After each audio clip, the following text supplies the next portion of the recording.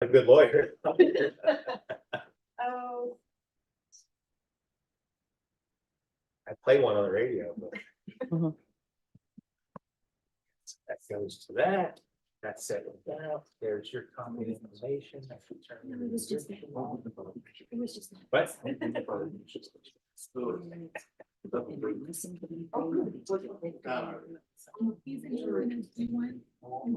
Have a seat in the.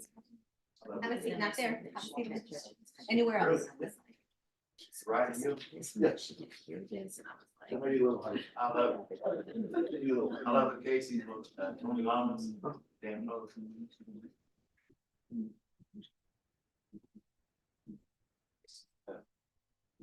No, because they would give.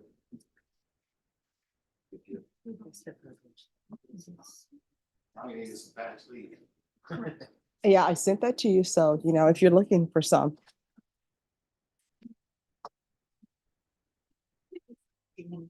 Yeah.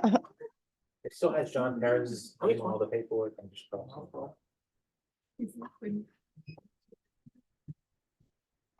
When I first got appointed to this, I saw that John Perez was on it and I emailed him and I never heard a response. And then I was like, what do I do? And then I just sat up on my desk till you called me. I was like, what the hell? Excellent, that's right. I use the words text and call interchange.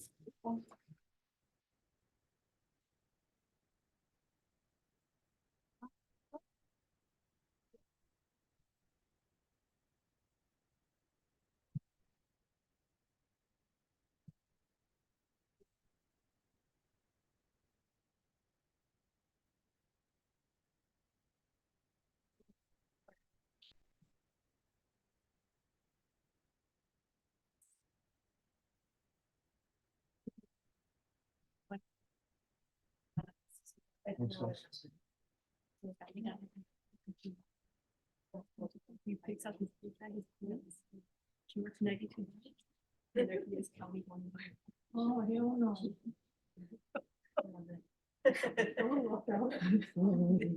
They paid him for pennies, nickels, dimes, and he was putting them, and he was taking distance. Could I see the files we have? It's like, Yes. oh. Okay, I'm done watching. I don't know if you just see it. Yeah, that one we'll see what the results are gonna be.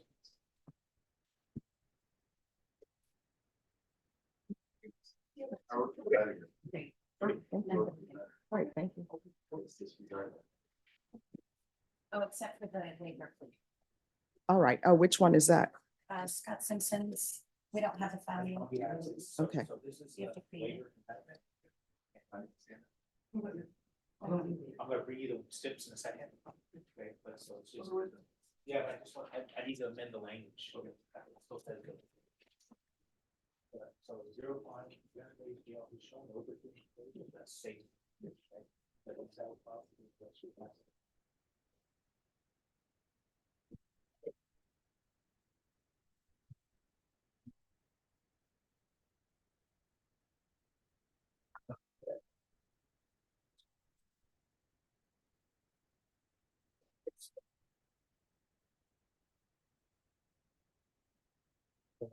That's something.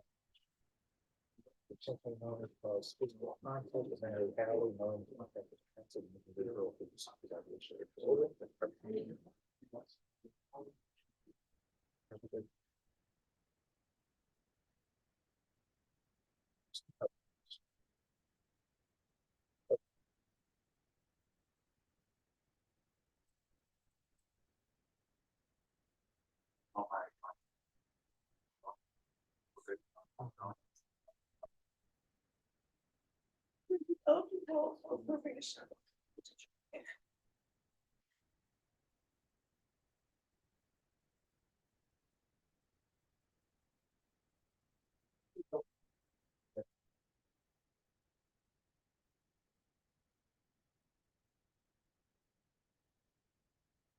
Rachel Block. Point to the back. Here's the, I read the information. Oh, thank you.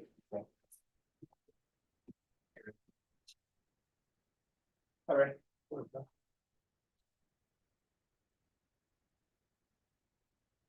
Hey, Ray, did you get my email?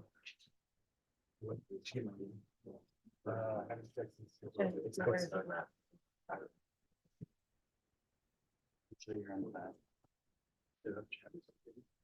No, where's the shades?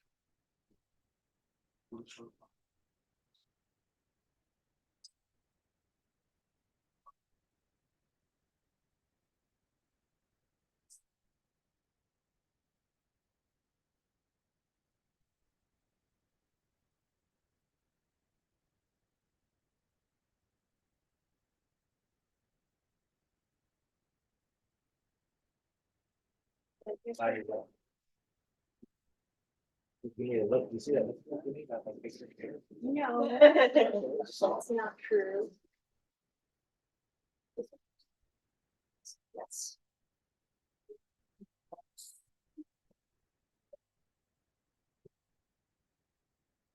Where do we set up here, Judge? Oh, not up here behind that. Where do I gotta put my stuff? Yeah, you have to hold your stuff. Where's the state go? This side or that side?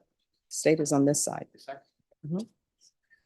If you break any equipment, Oh. you will have bought it. Okay, once I get up here, I'll pick it up. I don't have a desk. I won't. I'm gonna wrestle next.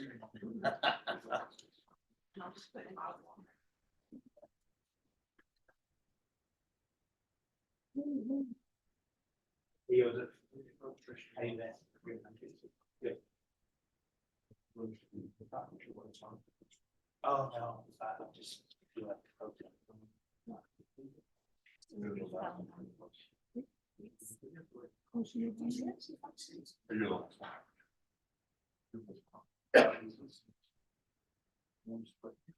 And American, he's an electronic leg monitor. I'm gonna raise that.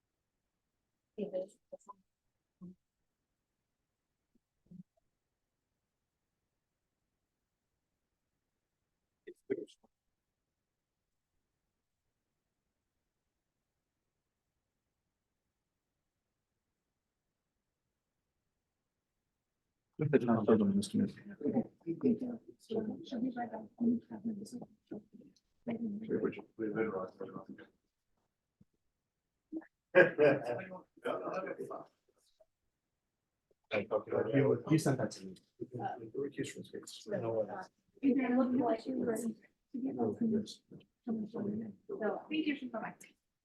Yep. Not on, sir.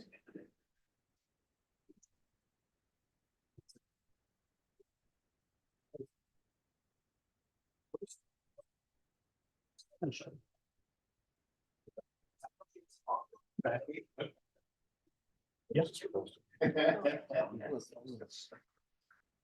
Mhm.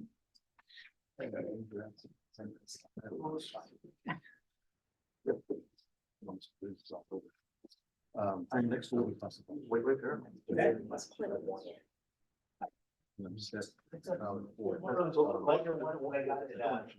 Waiting on the. So it looks stressy, but it's. Okay, so we're on the fourth. Got rubber soles. I guess like at the bottom there, I had 37. No, I won't.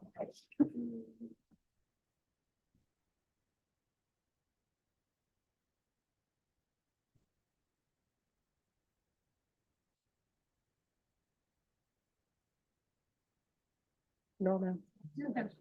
go ahead and Fine. request the jury for now. What time did you request them for? Yes. And then everybody who's late, they're gonna have to wait.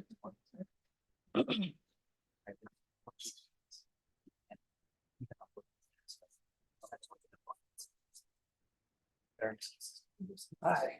Right, Martin said you should go check it out, 379. Okay. No, thank you. What happened? Whatever you want to do. Said that you right there, said you'd be here right on time, or else. Yeah. You're on time, right, or else. Is it a night now? I really don't need it. No, that was the one from last week. They didn't bring them over and you said you could send them today and don't be late because of the jury file. Did Louis put in the paperwork already? I got the early. Is it, I'm gonna run across the hallway for 2 seconds, just to I still need to swear him in. I'm gonna do my scan. I'll just go show my face. It said, look, Amy, Hopefully they- be here at. Robert Marquez. Yeah, 23, 6, 7, 4.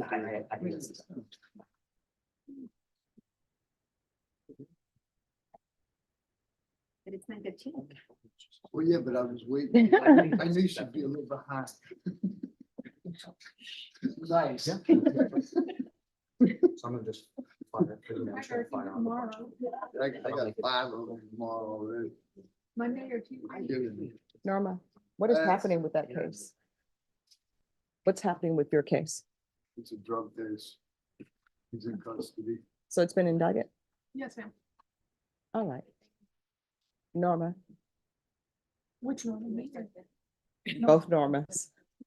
Let me ask you, are you able to have him brought over today? Yes, definitely. No, I can request them, but I'm not sure. Okay, yeah, If you want to, if you do Friday, I can do Friday. I will be in trial, so Friday. Friday? All right, thank you. You're Thank you. Thank you. See you Friday. All right, Take bye-bye.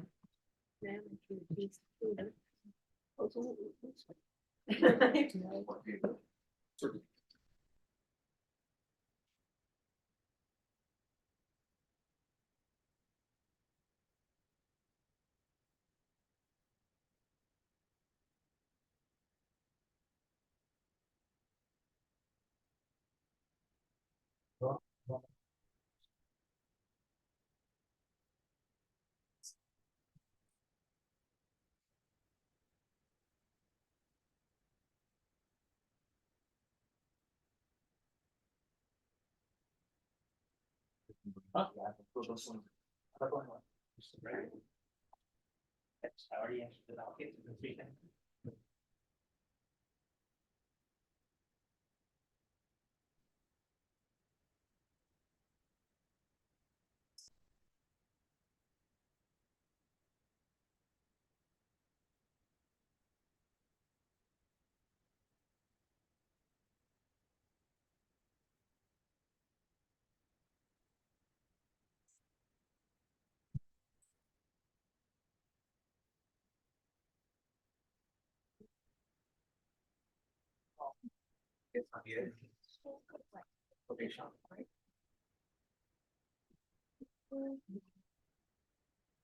That's just.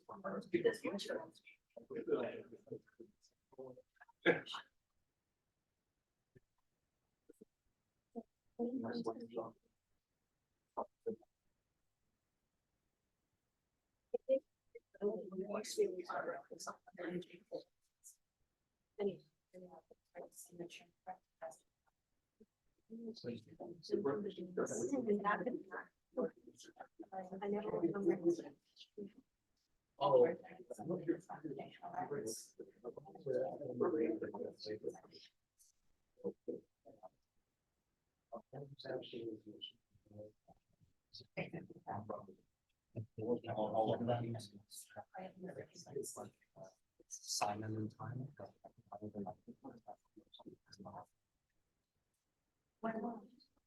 Oh, you want me to use that one?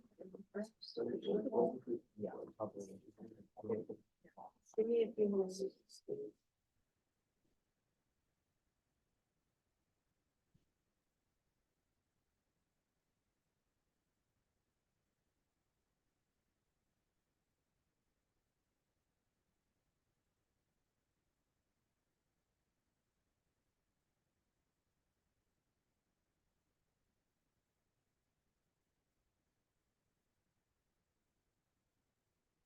Louis, the only thing I'm missing is a sort of appeal.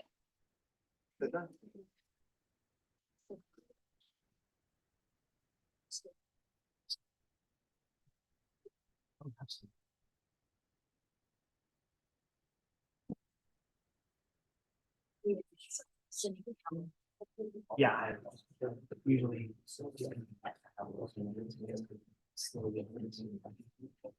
Yes.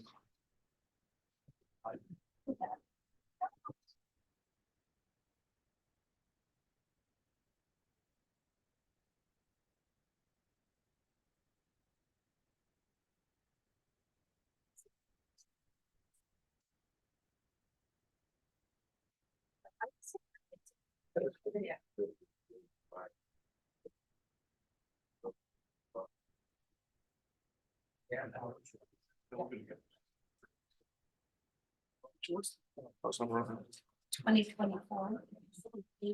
CR reading 0426W.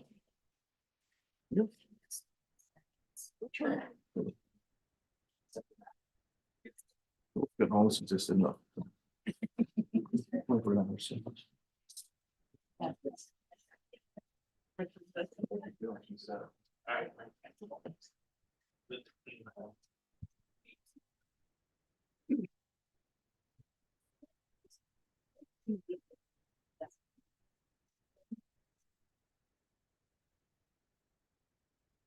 All right, the court is calling 2024 CR 0426W. Come down. State of Texas versus Kenneth Wayne Howie. Can I have parties announced for the record for the state? For the state, this is Pro Tem Scott Simpson. Defense? Louis Martinez on behalf of Mr. Howie. And are you Mr. Howie? Yes, ma'am. Counsel, have you received all the discovery and did you review it with your client? Yes, Your Honor, I have. Court will find that the state is in compliance with discovery. Mr. Howie, I'm going to show you a document entitled Waiver of Indictment, Reading of Information and Rights under Article 1.051 and 26.03 of the Code of Criminal Procedure. Did you review that with your attorney? Did you understand it and did you sign it? Yes, Your Honor. Did you understand you have a right to have a grand jury hear the evidence in this case and make a decision on whether or not to indict? Yes, Your Honor. And did you understand your attorney has certain rights, mainly 2 days from the presentation of the information and also 10 days from the presentation of the information to prepare for trial? Did you understand? Yes, ma'am. Did you understand by entering this plea, you were giving up those rights? Yes, ma'am. And did you intend to give up those rights and enter into a plea in this case? Yes, ma'am. Court will find that defendant has knowingly and voluntarily waived indictment, reading of information and rights under Article 1.051 and 26.03 of the Code of Criminal Procedure. Showing you the document entitled Information. Did you review that with your attorney? Did you understand it? Counsel, do you waive the reading? I do. State, are you proceeding on the information as presented? No, Judge, we're pleading the lesser included offense of a class A. It's offensive contact of an elderly, so offensive contact would normally be a C, but since the person alleged victim is over 65, it becomes an A. Any objections? None. All right, Mr. Howie, I'm going to show you what's entitled Court Admonishments and Defendants Waivers and Affidavit of Admonitions. Did you review that document? Yes, Your Honor. All right, let's go off the record for a moment. Y'all probably need to change that. Okay. You need it on. No. All right. We're just making sure that everything, all the I's are dotted and T's are crossed. I'm gonna get you.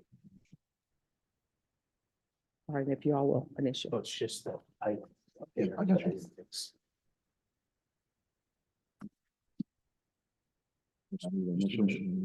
Yes, sir. You? You're welcome.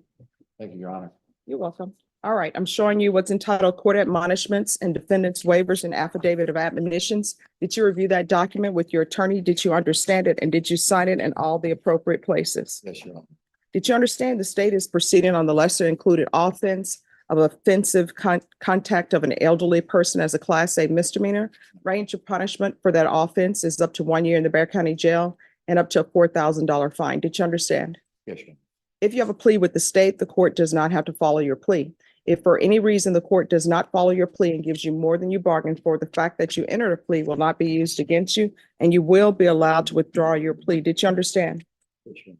Did you understand you have a right to jury trial, a right for you or your attorney to cross-examine and confront any witnesses the state wanted? You're just asking for an accident to happen. I don't know why people do that. Did you understand you have a right to jury trial, a right for you or your attorney to cross-examine and confront any witnesses the state would call in the right to remain silent? Yes, Your Honor. Did you understand by entering this plea, you were giving up those rights? Did you intend to give up those rights and enter into a plea in this case? Counsel, has your client been able to provide you with any defenses? Yes, he has, Your Honor. Do you believe he has a rational as well as a factual understanding of the charges against him? Yes, Your Honor, I do. Do you believe he's currently competent and was legally sane at the time of the offense? Yes, Your Honor. Mr. Howie, has anyone threatened you, coerced you, or placed you in fear to get you to enter this plea? Anyone promised you anything other than the plea? Are you satisfied with the way you've been represented? So, Are you a U.S. citizen? yes, ma'am. Court will find that defendant has knowingly and voluntarily waived his right to jury trial. Showing you the plea bargain page. Did you review that with your attorney? Did you understand it? According to the plea, the state is proceeding on the lesser included offense of offensive contact of an elderly person. They're asking that your punishment be assessed at 300 days in the Bexar County Jail. There's a $0 fine and affirmative finding of family violence. Did you understand with an affirmative finding of family violence, you're not allowed to own or possess any weapons or ammunition? Did you understand with an affirmative finding of family violence, you're not allowed to be designated as primary custodial parent? Did you understand that to be the entirety of your plea? Defense is at the plea? It is, Judge. State is at the plea. It is, Your Honor. Showing you the waiver of appeal paragraph. Did you review that paragraph with your attorney? Did you understand it? Did you sign it in both places? Yes, ma'am. Did you understand by signing that you're waiving your right to appeal? The only items that can be appealed are written pretrial motions that have been filed, heard, and ruled upon by the court. Did you understand? Yes, ma'am. Counsel, have there been any such motions? There have been none. Then the lesser included offense, how do you plead? Guilty, not guilty, or no contest? No low contender. State any evidence? State will for State's Exhibit number 1 plus attachment, Your Honor. Without objection, Judge. Mr. Howie, I'm showing you what's entitled waiving consent to stipulation of testimony and stipulations. Did you review that with your attorney? Did you understand it? Did you sign it in all the appropriate places? Again, did you understand you have a right to jury trial, a right for you or your attorney to cross-examine and confront any witnesses the state would call and the right to remain silent? Did you understand that today the state will be presenting evidence in the form of witnesses' statements and police reports? But most importantly, there will be no live testimony. Did you understand? Court will find that defendant has knowingly and voluntarily waived and consented to stipulation of testimony and stipulations. Court will accept into evidence State's Exhibits 1 and attachments and review the same. Thank you.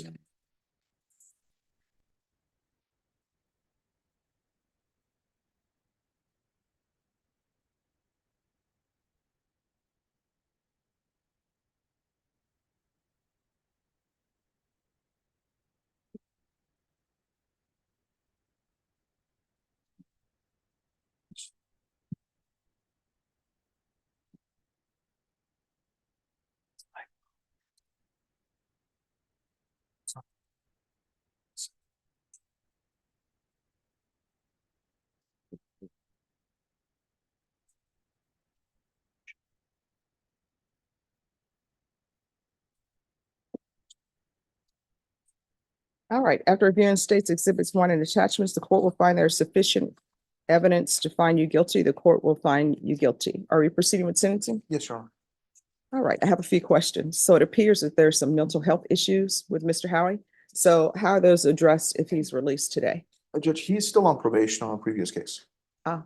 And he's, of course, on a mental health caseload, and when he takes his meds, he does okay, and we just want to get him, he's been in jail since March of last year. Okay. So we want to get him out, get him back doing what he was doing, and All right, through no fault of the court. no, through no fault of his. Okay, Yes, so here's my question. The complainant is his mother. correct. Does she want to have contact with him or want him back in the home? Yes, Your Honor. Okay, He calls me 3 times a week. okay. All right, then, Yeah. then this is what the court will do. As previously stated, the court is finding you guilty. The court will sentence you to 300 days in the Bexar County Jail, give you credit for any time served. There's an affirmative finding of family violence. I'll show that the judgment is satisfied, and I'm going to do a no harmful or injurious contact. Right. With Natalie Howe. Howie. Howie. You're welcome. Is there anything else with regards to sentencing from either side? No, Your Honor, that's it. All right, Mr. Howie, I'm going to show you what's entitled Trial Court Certification of Defendant's Rights to Appeal. Did you review that with your attorney? Did you understand it? And did you sign it? Yes, Your Honor. All right, because this is a plea bargain agreement, because I followed your plea bargain agreement, and because you waive your right to appeal, you do not have the court's permission to appeal. Because this is an affirmative finding of family violence, you're not allowed to own or possess any weapons or ammunition. If you have a question of what a weapon or ammunition is, you'll need to speak to an attorney. Do you understand? You understand, Your Honor. All right, we can go off the record. Good luck to you. Make sure you take care of your mental health, okay? God bless you. Oh, Thank you thank very you. God bless you too. You made my day. Thank you. Parent, God love a man. All right, thank you. Have a good one. Are you still on YouTube? Yes, I read an article in the paper. well, that's me. Uh, All right. Well, you have that charisma. Oh, thank you. How do you say charisma in feminine form? Oh, that's it. There's no really feminine form. You know, usually in different languages, they'll have the male form to a word and a feminine form, but we don't do that here in the US. Okay, thank you very much. All ma'am. right, have a good one. I'll call me the next couple of days. Love the hair, ladies. Oh, thank you. Mhm. Don't change. Let me know when you're out. And then I'll be next to you. So, I'll get you back in once. Oh, Yeah, sorry. I'll be calling Colleen Smith. She was my existing, so I still contact her. Okay. If there's any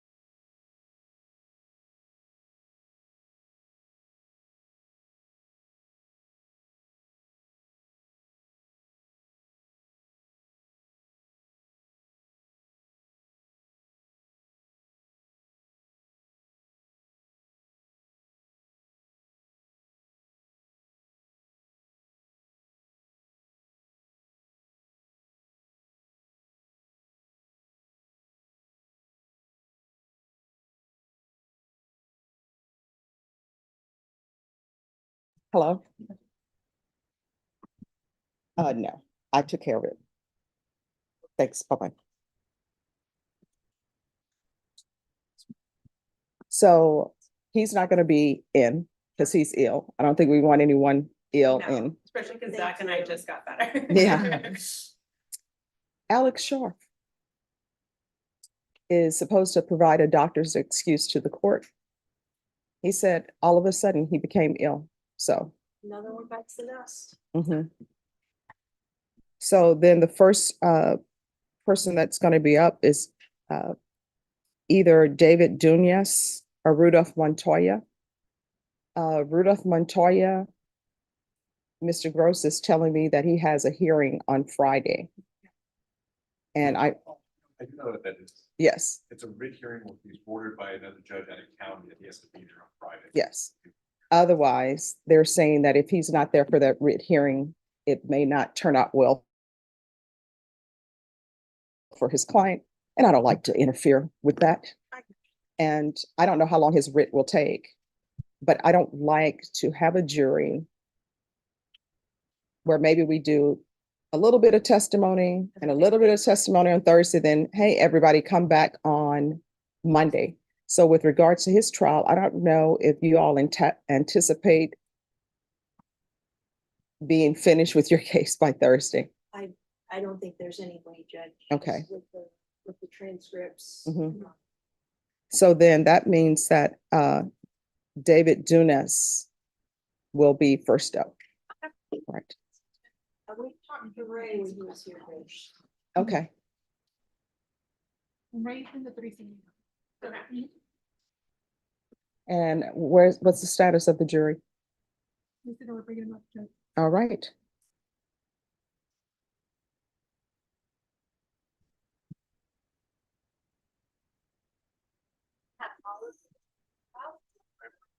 Yes. With that, then, does that mean he's not gonna go, there's not gonna be jury selection for him at all? Well, I don't know. Okay, Uh, but I was here to help him with jury selection, if in fact it's gonna go. so what I'm gonna do is everybody else come back at 1:30 Okay, and we'll see where we are. okay, Because they say jury trial for this, but we don't know. But if I say come back at 1:30, but if you can remain till Mr. Martinez comes, because sometimes people may work out things or not. so stick around. Yes. Okay. Hey, but I'm glad you said your students from Europe and everywhere else, your children, I should say, are not getting caught up in anything. Yeah. I mean, that is weird, right? Yeah. I would never think that. I would think that if somebody said my mom had been kidnapped or some relative had been kidnapped, I would call other relatives, say, hey, I think that's scam, whatever. How's that work? I don't know, you have to be very convincing, but you know what they said? They said it's been happening a lot. But I That imagine, begs the question, if it's happening a lot and people are talking about it, how do you still fall for it? but you know what, I bet you the problem is, it's different because we're in the States, I guess it's easy, but when you're cut off from family and you're in a whole nother country, Yeah. and sometimes you're not thinking, because you remember they used to do that thing where somebody would contact you as a friend and they say, hey, my wallet got stolen. Yeah. Can you send money? And people would send money. Yeah. Yeah. You know, my dad would have said if someone had tried that with me. Mhm. Cheating. Yeah.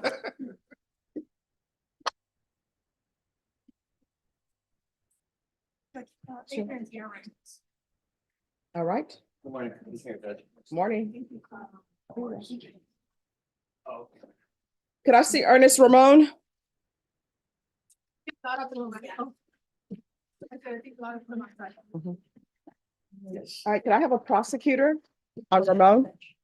Court is calling 2023 CR 4166 State of Texas versus Ernest Lopez Ramon. Can our parties announce for the record for the state Honor Ochoa Nelson for the state. defense? Adrian Pettis. And are you Mr. Ernest Ramon? Yes. All right, you took the correct medication today? Yes, I did. All right.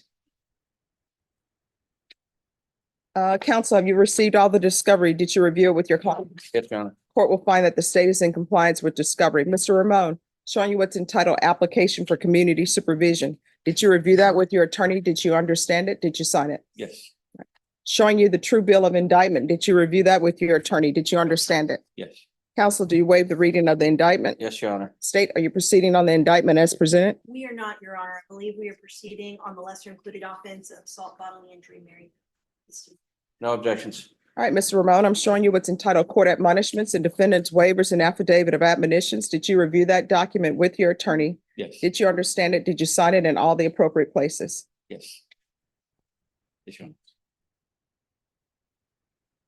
All right, so everyone, when we're on the record, please don't approach the court coordinator or anybody on this side. That's okay. And normally if you could let them know. No, don't approach me. We're on the record. All right, we're back on the record. I'm showing you the document Court Admonishments. You reviewed that with your attorney, understood it, signed it in all the appropriate places? Yes. All right, the state is proceeding on the lesser included offense of assault, bodily injury, married cohabitation as a Class A misdemeanor. Range of punishment for that offense is up to 1 year in the Bexar County Jail and up to a $4,000 fine. Did you understand? Yes. If you have a plea with the state, the court does not have to follow your plea. If for any reason the court does not follow your plea and gives you more than you bargained for, the fact that you entered a plea will not be used against you and you will be allowed to withdraw your plea. Did you understand? Yes. Did you understand you have a right to jury trial, a right for you or your attorney to cross-examine and confront any witnesses the state would call in the right to remain silent? Yes. Did you understand by entering this plea bargain agreement, you were giving up those rights? Yes. Did you intend to give up those rights and enter into a plea in this case? Counsel, has your client been able to provide you with any defenses? Yes, Your Honor. Do you believe he has a rational as well as a factual understanding of the charges against him? Yes, Your Honor. Do you believe he's currently competent and was legally sane at the time of the offense? Yes, Your Honor. Mr. Ramon, has anyone threatened you, coerced you, or placed you in fear to get you to enter this plea? No. Anyone promised you anything other than the plea? No. Are you satisfied with the way you've been represented? Yes. Are you a U.S. citizen? Yes. Court will find that defendant has knowingly and voluntarily waived his right to jury trial. Showing you the plea bargain page. Did you review that with your attorney? Did you understand it? Yes. According to the plea, the state is proceeding on the lesser included offense of assault, bodily injury, married cohabitation. Punishment is to be assessed at 1 year in the Bexar County Jail. State recommends community supervision. There's an affirmative finding of family violence. Did you understand with an affirmative finding of family violence, you're not allowed to own or possess any weapons or ammunition? Yes. You need to speak up. I understand. Did you understand with an affirmative finding of family violence, you're not allowed to be designated as primary custodial parent? Yes. Did you understand that to be the plea? Defense is at the plea? Yes, Your Honor. State is at the plea. Yes. Showing you the waiver of appeal paragraph. Did you review that paragraph with your attorney? Did you understand it? Did you sign it in both places? Yes. Did you understand by signing that you're waiving your right to appeal? The only items that can be appealed are written pretrial motions that have been filed, heard, and ruled upon by the court. Did you understand? Yes. Counsel, have there been any such motions? No, Your Honor. Next, I'm showing you outside the plea bargain agreement. State is requesting that your community supervision be for a term of 2 years. There be a TAP evaluation, no contact with Vanessa Salinas and the BIPP course. Did you understand those are recommendations from the state and the court does not have to follow those recommendations? Yes. Then to the lesser included offense, how do you plead? Guilty, not guilty, or no contest? Guilty. State any evidence. State offers State's Exhibit 1 with attachments. No objections. Showing you what's entitled waiver and consent to stipulation of testimony and stipulations. Did you review that document with your attorney? Did you understand it? Did you sign it in all the appropriate places? Yes. Again, did you understand you have a right to jury trial, a right for you or your attorney to cross-examine and confront any witnesses the state will call in the right to remain silent? Yes.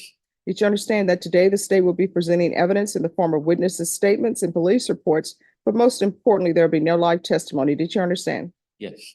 Court will find that defendant has knowingly and voluntarily waived and consented to stipulation of testimony and stipulations. Court will accept into evidence State's Exhibits 1 and attachments and review the same.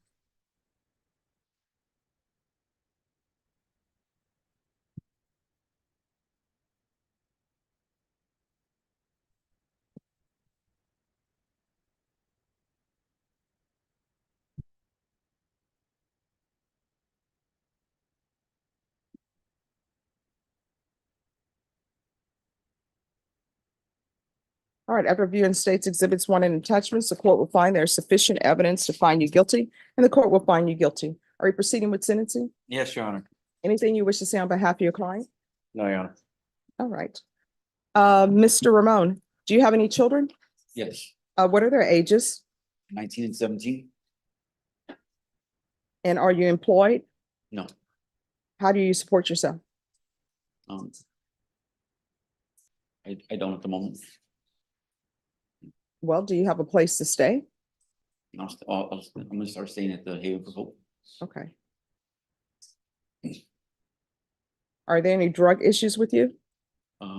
There was, All right, so here's the thing, you need to be 100% honest with me because I want you to be successful on this probation. If I didn't think you could be successful on this probation, I wouldn't give it to you, all right? Okay. So if you're drug tested today, what are the results going to be? positive Okay, what are you going to be positive for? methamphetamines. All right, how often are you using? The last time, last time I used was on Friday. The Mhm. time before that was 4 months ago. All right, do you have any family support? No. Do you have any family living here? Yes. What family do you have living here? My sisters, No parents? they're both deceased. All right, I'm sorry to hear that. All right. This is what the court is going to do. The court will sentence you to 1 year in the Bexar County Jail, suspended and probated for 2 years. There's an affirmative finding of family violence. What is your relationship with Vanessa Salinas? Are you all still together or no? We haven't had no contact. All right, the BIPP course, there's to be no contact with Vanessa Salinas. There's to be regular reporting by Zoom or in person. I'm going to want a TAP evaluation out of custody. And I'm going to want a referral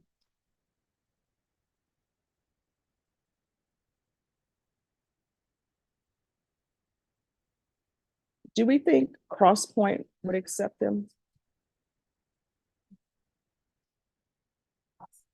All right, I'm going to want a referral to Cross Point.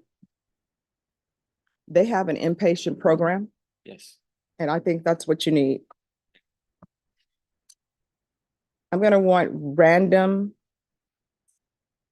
regular UAs.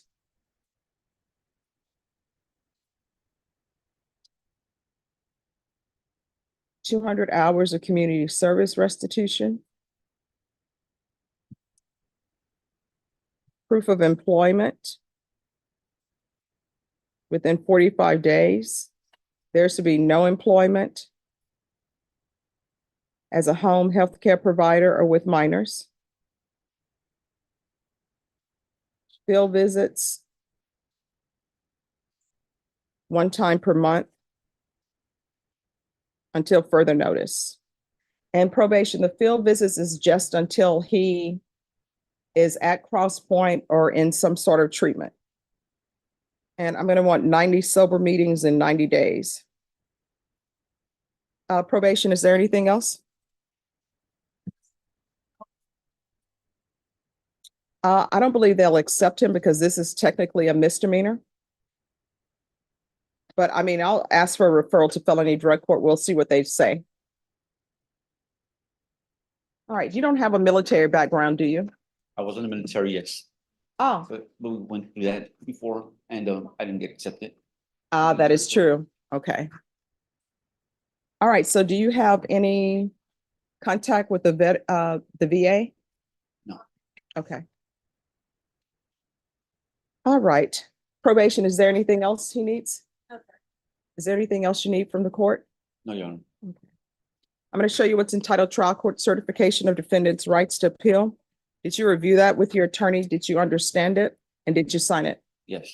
Because this is a plea bargain agreement, because I followed your plea bargain agreement, and because you waive your right to appeal, you do not have the court's permission to appeal. Because this is an affirmative finding of family violence, you're not allowed to own or possess any weapons or ammunition. If you have a question about what a weapon or ammunition is, you'll need to speak to an attorney. Do you understand? Yes. All right, thank you. Thank you, Your Honor. Thank you. All right. So do we have the,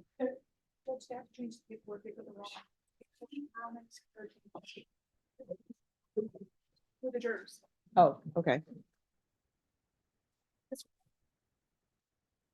I guess I should let the judge know, especially set in Kendall County on Monday. All right, That's where he will- Raymond Alejandro. Don't- Yes, where is he? All right, he needs to come in.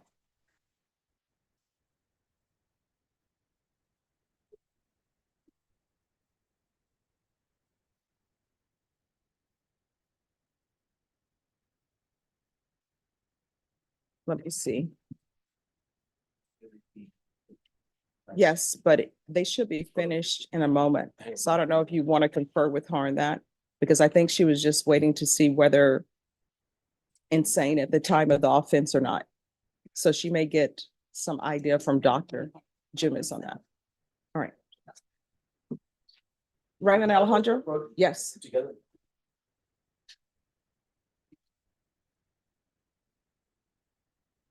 Yeah, whether that's okay. Court is calling 2022 CR 1331, State of Texas versus Raymond Alejandro. That party is announced for the record for the state. Defense. Neil Kalfas on behalf of Mr. Alejandro, Your Honor. And are you Raymond Alejandro? All right, defense has filed a motion for a continuance. State, have you had a chance to review the motion? I did not, Your Honor, but I know what it entails. All right, so I'm being informed that Mr. Allen is ill. That's correct, Your Honor. I received a text message at approximately, I think around, and I could look at my phone, but I think it was around like 7:50 or 8 a.m. Mm. And he just stated to me, hey, I've been vomiting and I just threw up again. And I think I have what Alexis has. Alexis is one of our paralegals in the office. And so he's sick and he did not show up to the office today. And he's really the lead lawyer on this thing and is the one that's had all the direct contact with Mr. Alejandro. The case has been tried once, I believe. He Mhm. tried it with another lawyer in the office that's actually no longer with the office. And so for that reason, we respectfully filed a motion for continuance. All right, any objection? No objection to the state. All right, motion for continuance will be granted.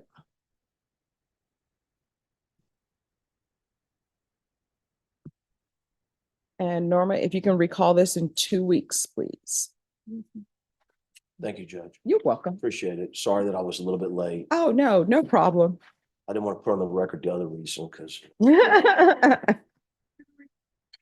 All right, so we'll be back on February 1st. very well, Judge. All right, thank you. Maybe excused? Once you sign the reset form. Yes, ma'am. Yeah, good afternoon. All right, thank you, you too.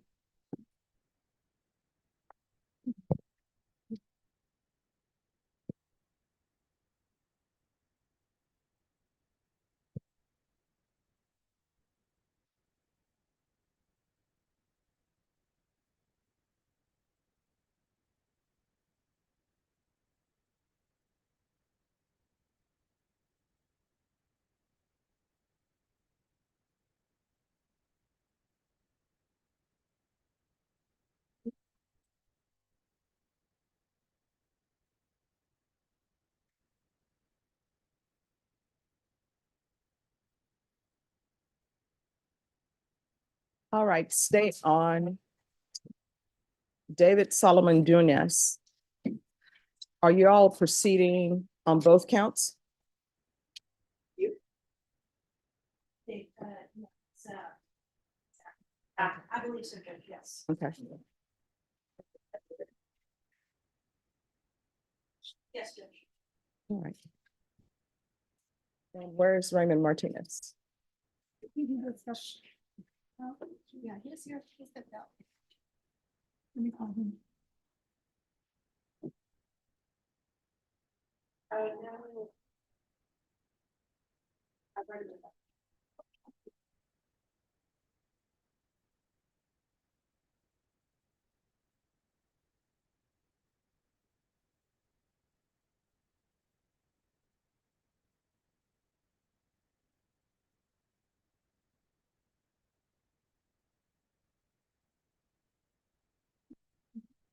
Bring him back to the room, and to get the clock, and then we can shut the clock. Thank you.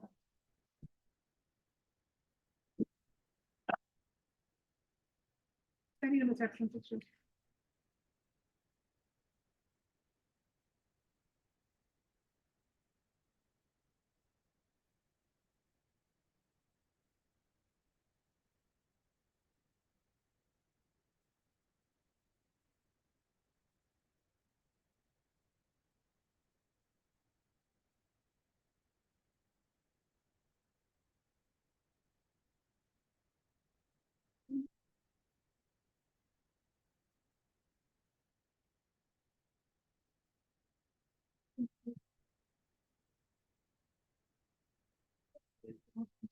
You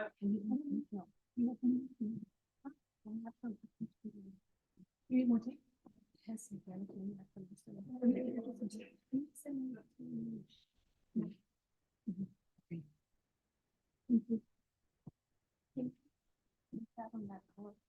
On the outside? What do you want this check? Oh.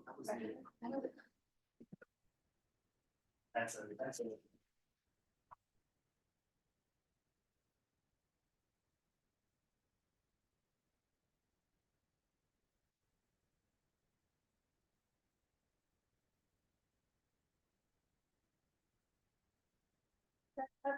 To conduct. Now, each side is going to have 30 minutes and do whatever you all do. Do whatever we. Yes, yes.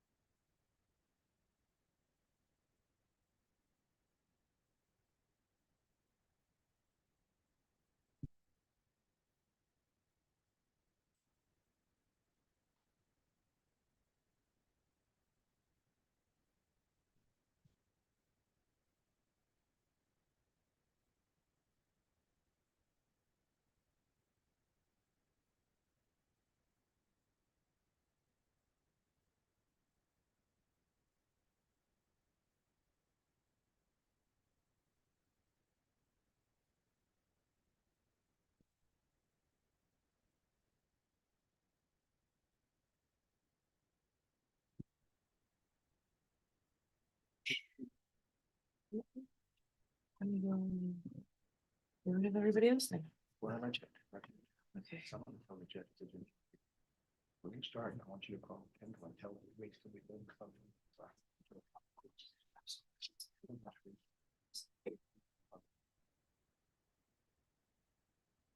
See it. Yeah, I need to see it. Release Carter, I'm gonna try to release Mr. Bell.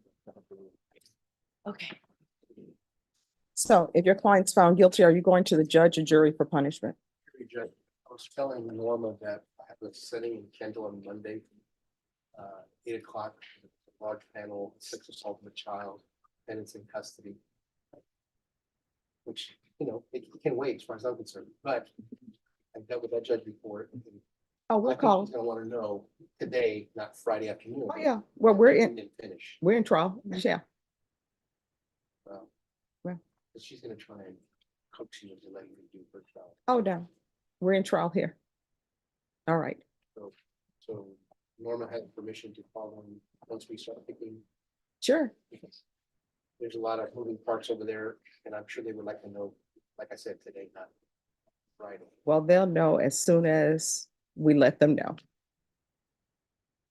I'm gonna get yelled at. Oh, no.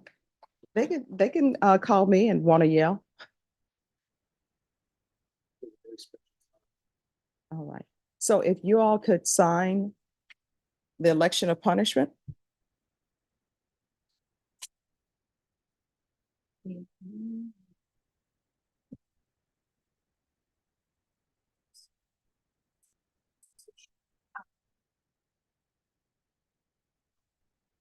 Stay on the one.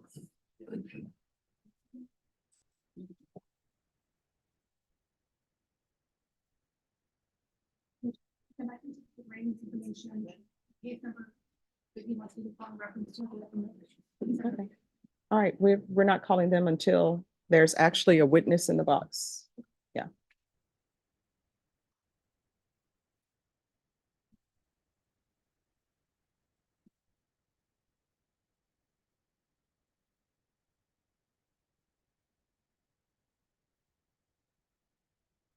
And has the doctor finished speaking with All right.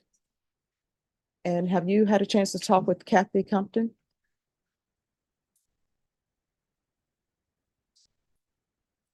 All right. Do you know if she had a chance to speak with the doctor?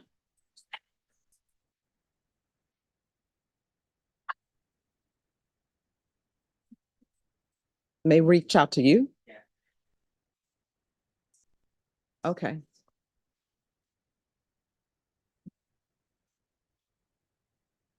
Norma on Patillo? Yeah, Jerry. Yes, Joshua. Norma, recall that for Monday, Yes, ma'am. because Dr. Juma should speak to her and give her some idea. All right, thank you. All right, thanks.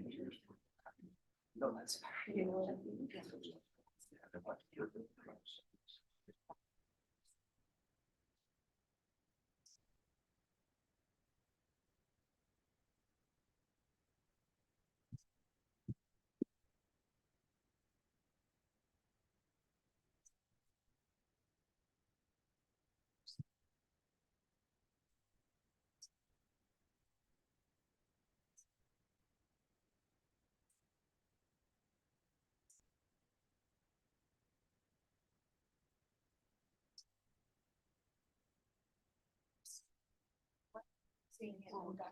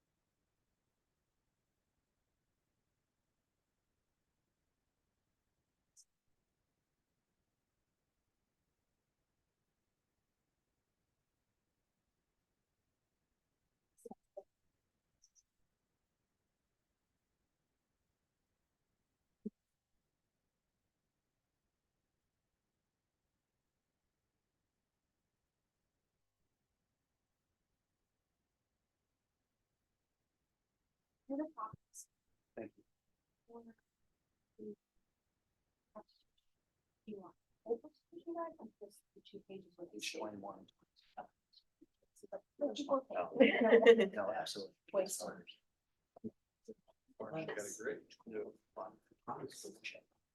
Anything. But yeah.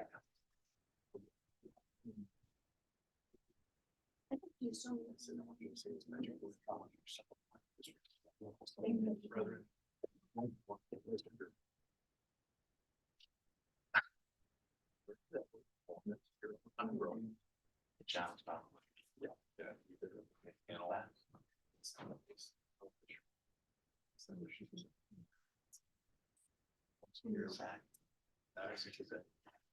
That's funny. What's your alma mater?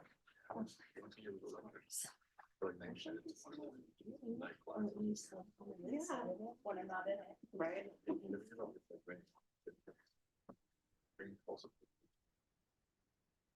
State, this is gonna be first year, second year. I'm first chair, and Beck's second chair. And then we're qualifying on it just because everybody keeps getting sick.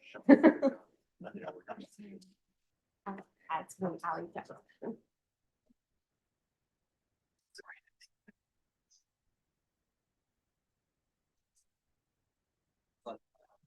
It's really concepts like.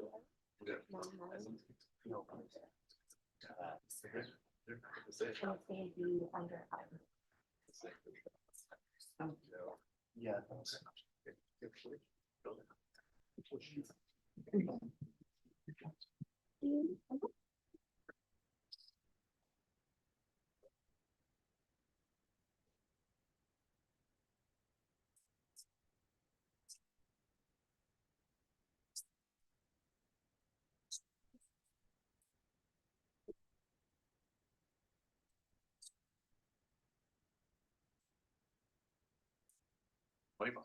Away. What's that? We're checking this.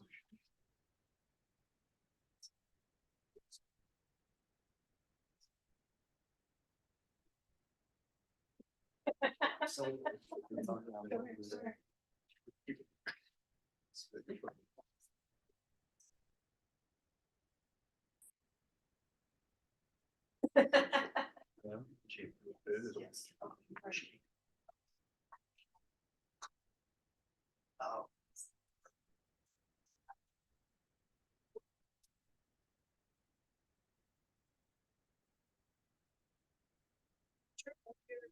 All right, and where is Raymond? A little side bump earlier. All right. Nope.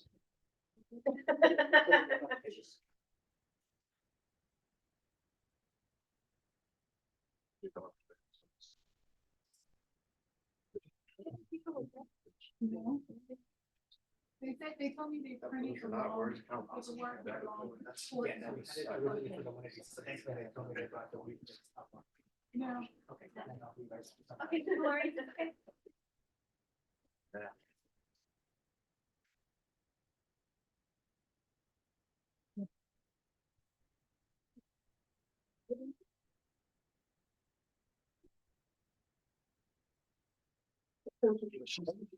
She's totally fair though. She's totally fair. Totally fair, right? Trust me.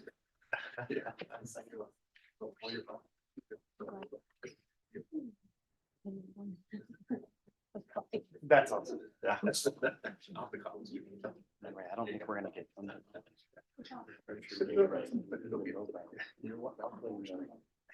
Notice if you're gonna put in a file. She had called. Was it course? There's a couple of things like examples. One was people like, there's no car seat in the car, and that's why the printer will not use. Or go, maybe go to law school, so she brings it in, brings this in. Yeah, but Marissa did say her, I'm just. And so I don't know how she, if or how she got me to file, whether she felt that she was in the control, what she, I think that was what our major.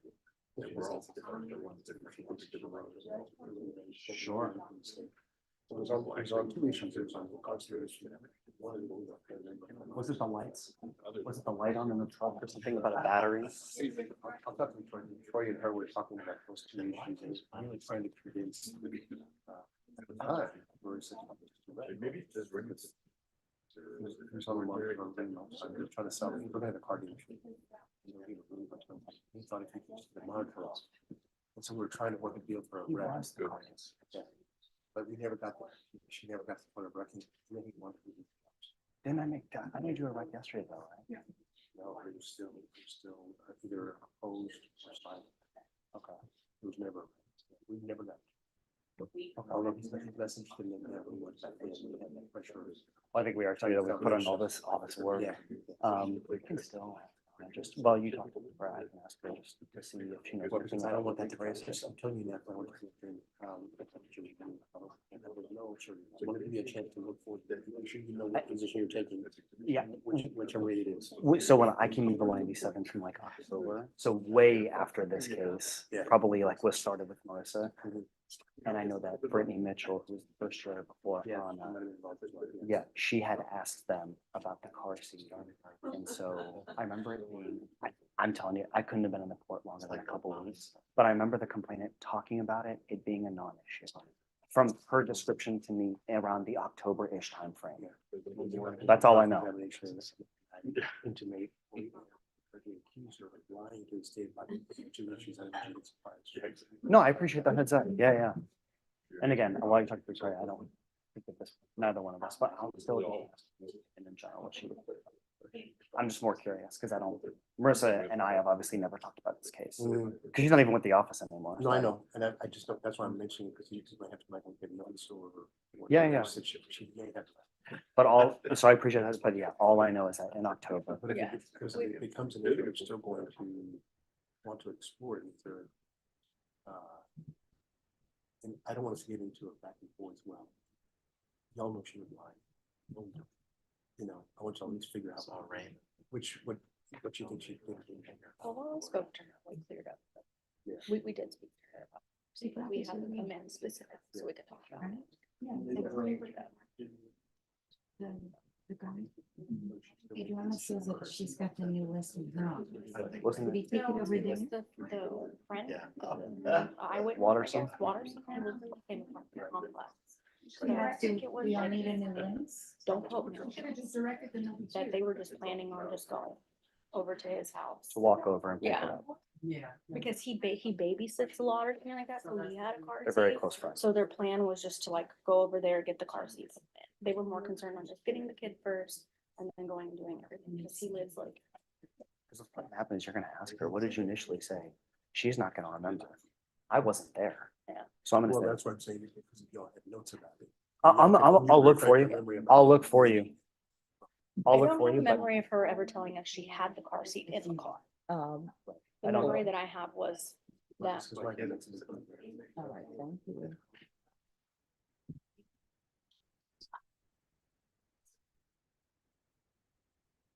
I'll definitely look, but I don't know if you'll be able to like. Dinah, you ready? And you're right. Court is calling 2023 CR 2677, State of Texas versus David Solomon Duenas. Could I have parties announced for the record for the state? Jackson for the state. Defense? And are you Mr. Duenas? All right, are both parties ready to proceed, state? Yes, Your Honor. Defense? Okay. All right, they have the jury questionnaires, I'm sorry, the jury cards for you all. Each side will have 30 minutes. And it will be general specific, general specific. All right, is there anything else? Judge, we need to cover punishment as well. All right, 30 minutes. No, it's not. If people, if we're off the record, if people don't ask the same questions over and over, it will be just fine. All right? Well, ask for more time if I need. Mhm. Let them know across the hall that I have no longer. Oh, Norma will call over there. They're gonna bring the jury in. All right, if y'all will come back at 1:30. We'll just be on call, Your Honor. I've got a meeting at 2. That's gonna go very helpful.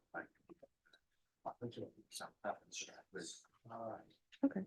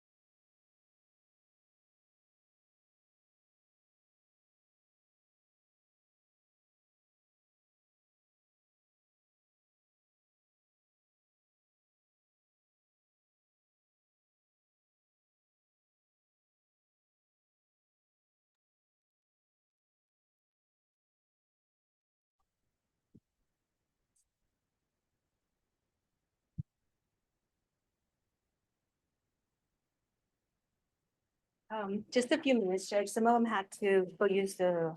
All right.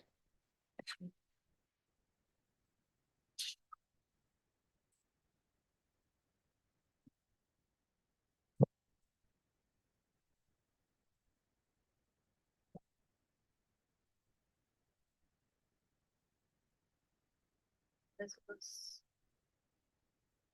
It was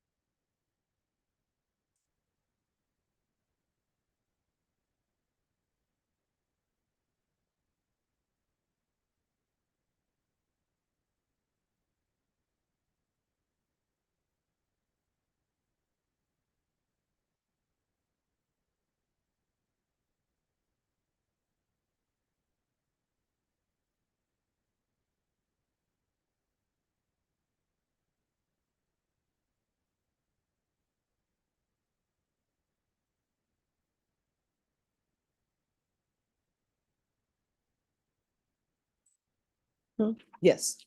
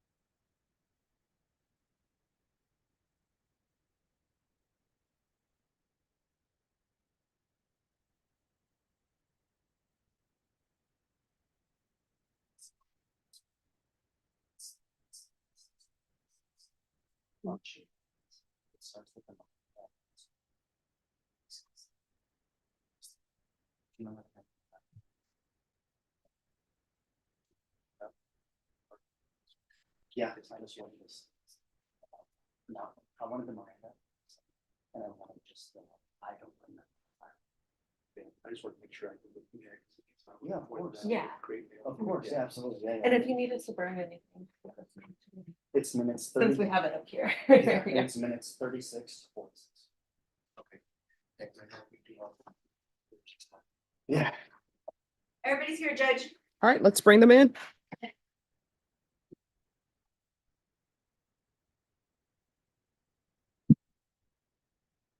Rise for the jury. First row, and all the numbers are on the chair.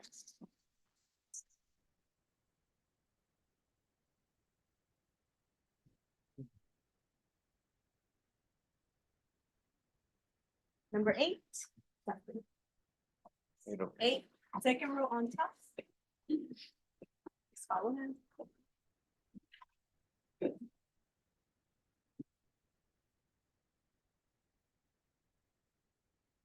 Number 15. 15, you can use bench. It's just follow him. They all have numbers.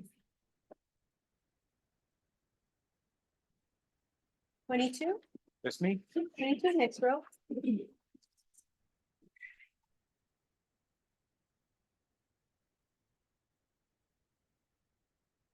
30. In the next row.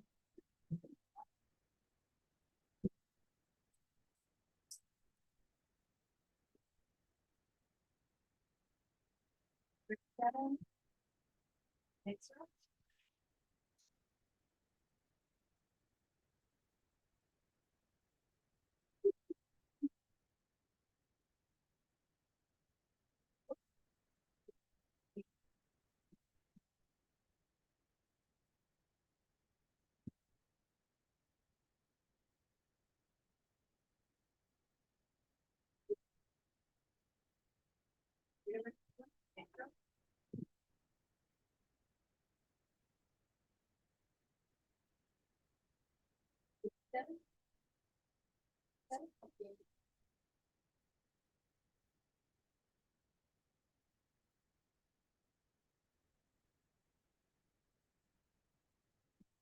He was right here.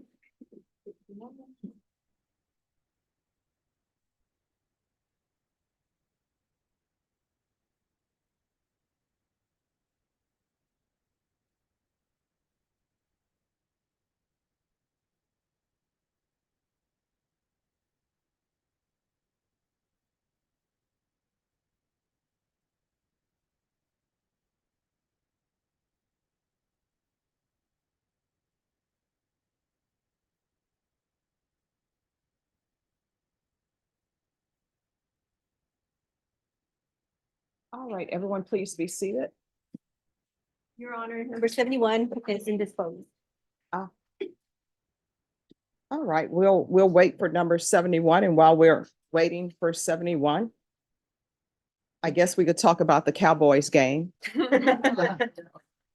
or the Steelers game. See? Or the Saints game. We didn't make it to the playoffs. We always wait till the end to depend on other people to help us to get to the playoffs. So.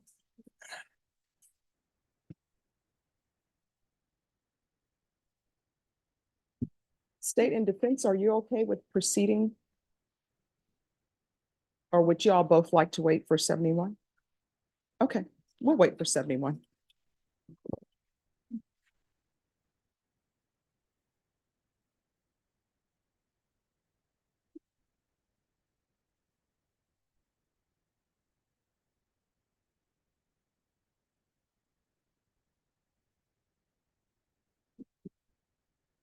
We should have a little rain tomorrow.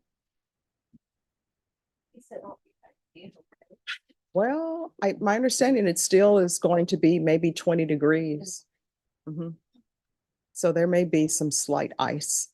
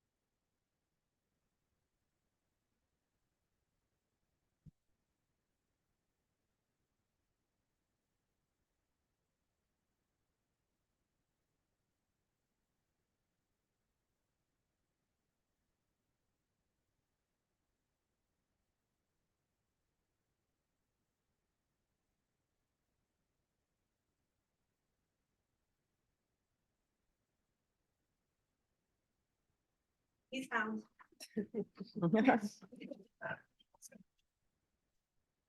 All right. Good morning, everyone.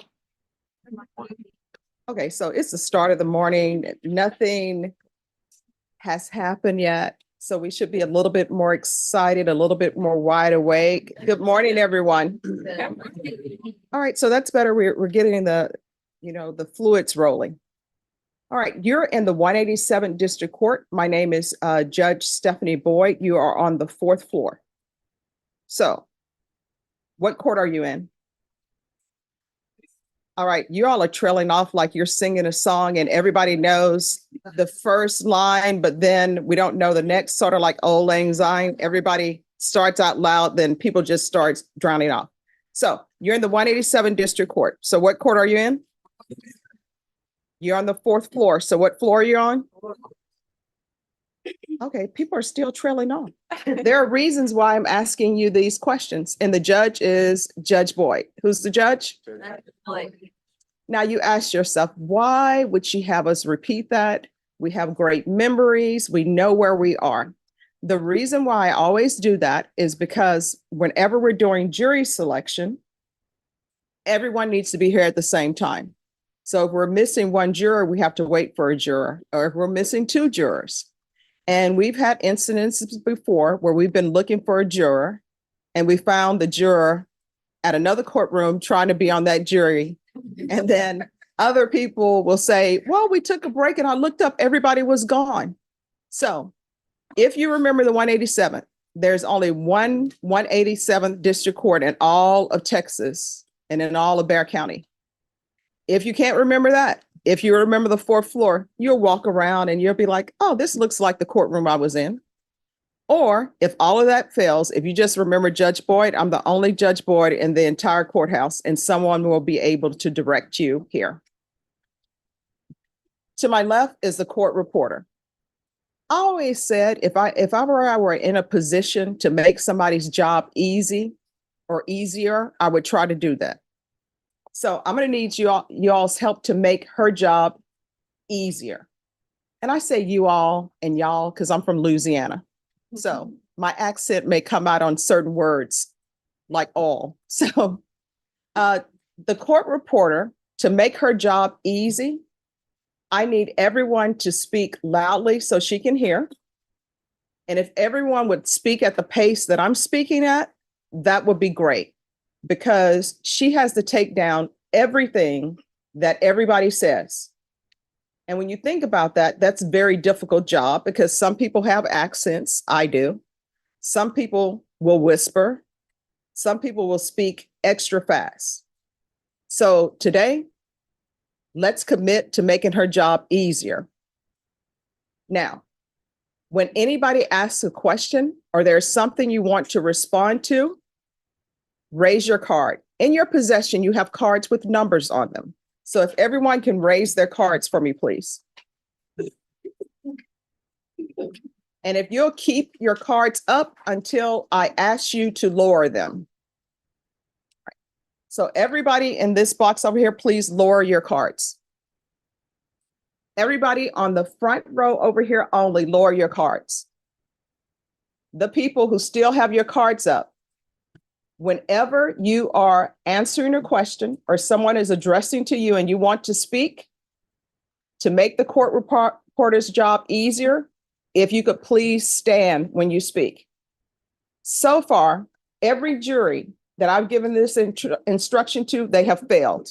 And each time I say I have faith. So I have faith that you all will pass this test. All right, you can lower your cards.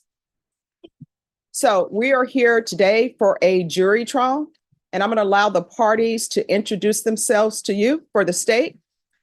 Hi, guys. I'm Allie Jackson. Hey, everyone. I'm Zach Dunn. Hi, everybody. I'm Anna Ochoa Nelson. And for the defense. Good morning, Raymond Martinez. Victoria Cruz. And the accused. All right, so everybody, you got to make sure to keep your voice up so the court reporter can hear.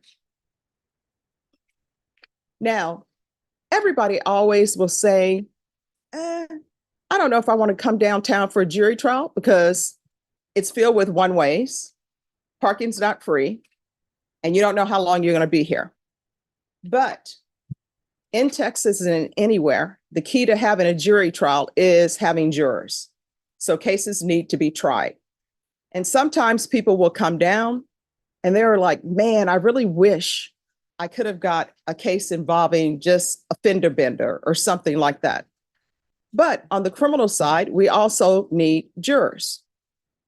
And when I was a prosecutor and when I was a defense attorney, I would always tell jurors that your role is very important. And both the state and the defense want each of you to be fair. So what is that? What does fairness really means? It means that if you were selected on a jury, you will listen to the evidence, and base your decision on whether somebody's guilty or not guilty on what you hear in the courtroom. Because everybody comes to court with different things that have happened to them in their life. Some people maybe have had their homes burglarized. Some people have maybe been assaulted.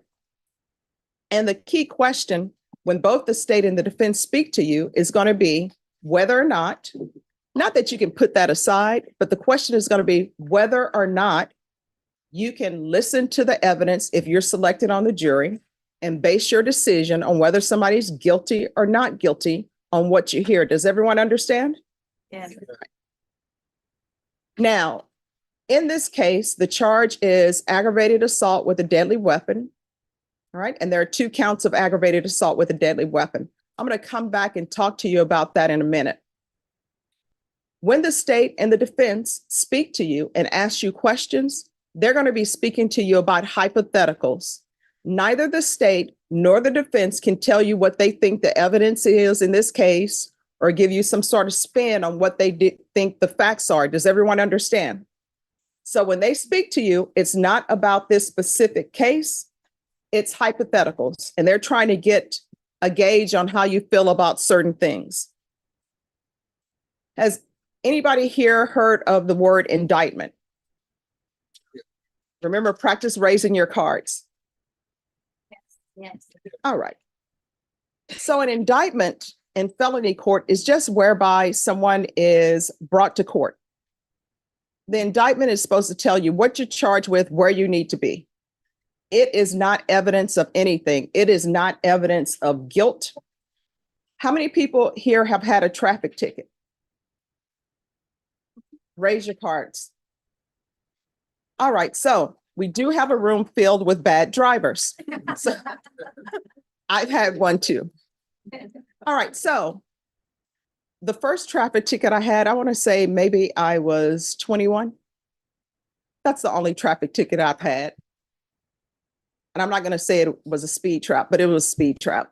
But so anyway, you know, they do this thing where you're driving 70 miles per hour because that's what it is. And then all of a sudden you don't see hidden by the tree the sign that says we're now at 60 miles per hour.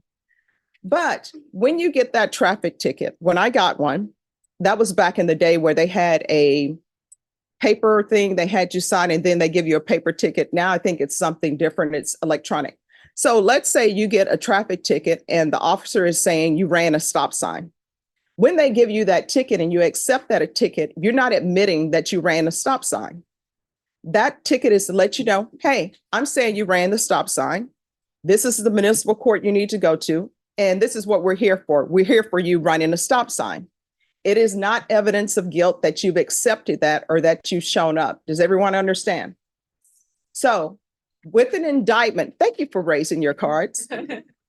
With an indictment, you cannot consider that whatsoever. Does everybody understand? Yes. Is there anyone who cannot do that? All right. Now, there are certain constitutional rights that everyone has. How many people here have seen Mannix, Barnaby Jones, Paper Chase, Perry Mason? Oh my gosh, everybody's pretending they're so young. Okay. The Practice. Thank you. So anyway, everyone has a right to remain silent. So what does that mean? In criminal cases, a person who's accused cannot be forced to testify. So the state can't call them as a witness. There are so many reasons why somebody who's accused of an offense may decide not to testify. Sometimes defense attorneys will tell their clients, hey, the state didn't prove their case. There's no reason for you to testify. I've had cases before where I would tell my client, state didn't prove their case. There's no reason for you to testify. Sometimes you have clients who are extremely nervous. I remember I testified in a case and I wasn't even charged with anything. It was just me to say, this is what my experience is in these type of cases. And once I got on the witness stand and I'm looking at everybody staring at me, I was like, wow, this is how this feels. So sometimes people are extremely nervous. Sometimes people are not good at public speaking. So there are many reasons why somebody may choose not to testify. The key point is if someone chooses not to testify, you cannot hold it against them. You cannot consider it. You cannot, if you were deliberating, say, well, I wonder what that person would have said. Because they didn't say anything, I'm taking that as a sign against them. Does everybody understand?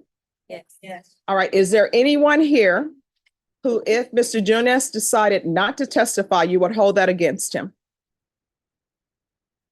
All right. Now, the other thing is everyone who's charged with an offense is presumed to be innocent. So for example, when the officer is giving you the traffic ticket saying you ran a red light or a stop sign, you're presumed to be innocent. It's just, this is what the charge is, but we're presuming you to be innocent. So what does that really mean? That means if you had to decide right now on whether or not Mr. Duenas were guilty or not guilty, everyone's answer should be not guilty. Does everyone understand? Is there anyone who cannot do that? Now, what does the presumption of innocence really mean? There are certain collateral things related to that, mainly that the state has the burden of proof. They have to prove their case beyond a reasonable doubt. The defense does not have to prove anything. If you're ever deliberating and you're thinking to yourself, well, the defense should have presented this and the defense should have presented this information, you know that you are not in the right place, because it's supposed to be about what the state presented and whether or not what they presented proves someone's guilt beyond a reasonable doubt. Does everyone understand? Right. So that burden never shifts. The state has to prove the elements beyond a reasonable doubt. And people always say, okay, what does proof beyond a reasonable doubt means? When I was in law school, everybody had to know the definition of proof beyond a reasonable doubt. If you didn't know it, you felt like such a failure. I memorized it forwards and backwards. I had my first jury trial. I knew where to place the comma. I knew where to pause for dramatic effect. I knew where to put the exclamation mark. After my first jury trial, you know what happened? There is no longer a definition for proof beyond a reasonable doubt. I still remember the definition, but it no longer exists in our law. So I would explain to a jury proof beyond a reasonable doubt by telling them what it is not. So next door, we have the historic courthouse with the green rooftop. Over there, they deal with cases, in some cases involving money. So those type of cases, the burden is preponderance of the evidence. More likely than not, something happened. So if you're ever in a criminal trial and you're deliberating and you're saying, well, I believe that happened more likely than not, that is not the correct burden. The other burden of proof they have on the civil side, which is their highest burden, is clear and convincing evidence. Clear and convincing evidence is the evidence that is needed to terminate your parental rights, saying that you're not a good parent. So we will no longer allow you to bring these children's parents or this child's parent, and we are terminating your parental rights, and legally you will no longer be a parent. Does everybody agree that's a high burden? Yeah. Well, guess what? Proof beyond a reasonable doubt is higher than that burden. It's the highest burden that we have. Now, there are two phases of a jury trial in Texas. First phase, people like to call it the innocence phase, but it's really not the innocence phase. The first phase is whether the state proved their case or not, whether somebody's guilty or not guilty. That's it. It's not whether or not someone's innocent. You know, a jury could always say, oh, I believe this person is innocent. But the first phase is really determining if somebody's guilty or not guilty. Does everybody understand? Yeah. Okay. Now, if you find somebody not guilty, there's no phase two. If you find somebody guilty, there is a phase two, and that is called the punishment phase. And that's where you would make a decision on what type of punishment to give someone. Every person who's accused of a criminal offense must make an election or selection as to who they would want to give punishment if they were found guilty. It's the law. They have to make that decision.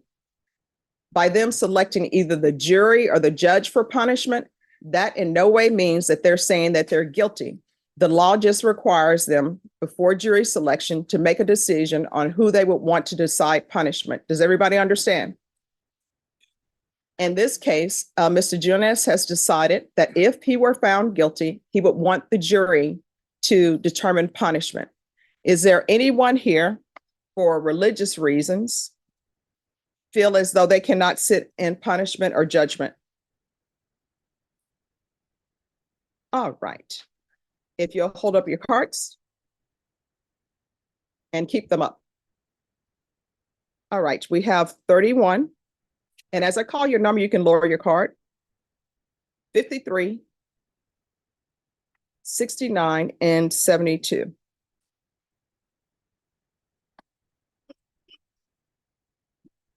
Now, the range of punishment for this type of case is anywhere from 2 to 20 years in prison or possibility of probation. Now, that's a wide range. In Texas, all of the criminal offenses have wide ranges of punishment. So when you think about it, potentially you have somebody for this type of offense receiving probation if people decide probation is what someone deserves, or either 2 to 20 years. And 2 to 20 years means 2, 3, 4, 5, 6, 7, 8, 9, 10, all the way up to 20. Does everybody understand? Now, I'm going to ask you whether or not you can consider the full range of punishment in this case, and that includes probation. Here's the thing. Whenever I ask that question, people always say, well, I need to know some facts about the case. But remember, I just told you, you're not going to get any information about what the state thinks these facts are, the defense thinks these facts are, unless you're on the jury. Does everyone understand? So, when I say you can consider the full range of punishment, that means that you have to acknowledge the range of punishment, and you have to be able to look at any facts that are given to you and make a determination whether somebody should receive probation, whether somebody should receive 2 years or all the way up to 20 years. Does everybody understand? Sometimes people would say, oh, I can give examples of where you would consider giving somebody probation, or maybe not. Maybe, for example, let's say you have someone who has no criminal history whatsoever, right? And they're charged with aggravated assault with a deadly weapon. And I'm speaking in hypotheticals. And let's say someone comes to threaten their child and they pull a gun on that person. Or let's say someone has been threatening their child on a daily basis, and their child tells them, hey, John Doe has been threatening me on a daily basis and nobody's helping me. And the parent's like, okay, we're going to see what we can do about this. And that parent sees John Doe chasing their child, or John Doe coming to their front door. And John Doe comes to their front door and the child is like, that's him, that's him. And that parent pulls the gun on John Doe. Guess what? Technically, that's an aggravated assault with a deadly weapon.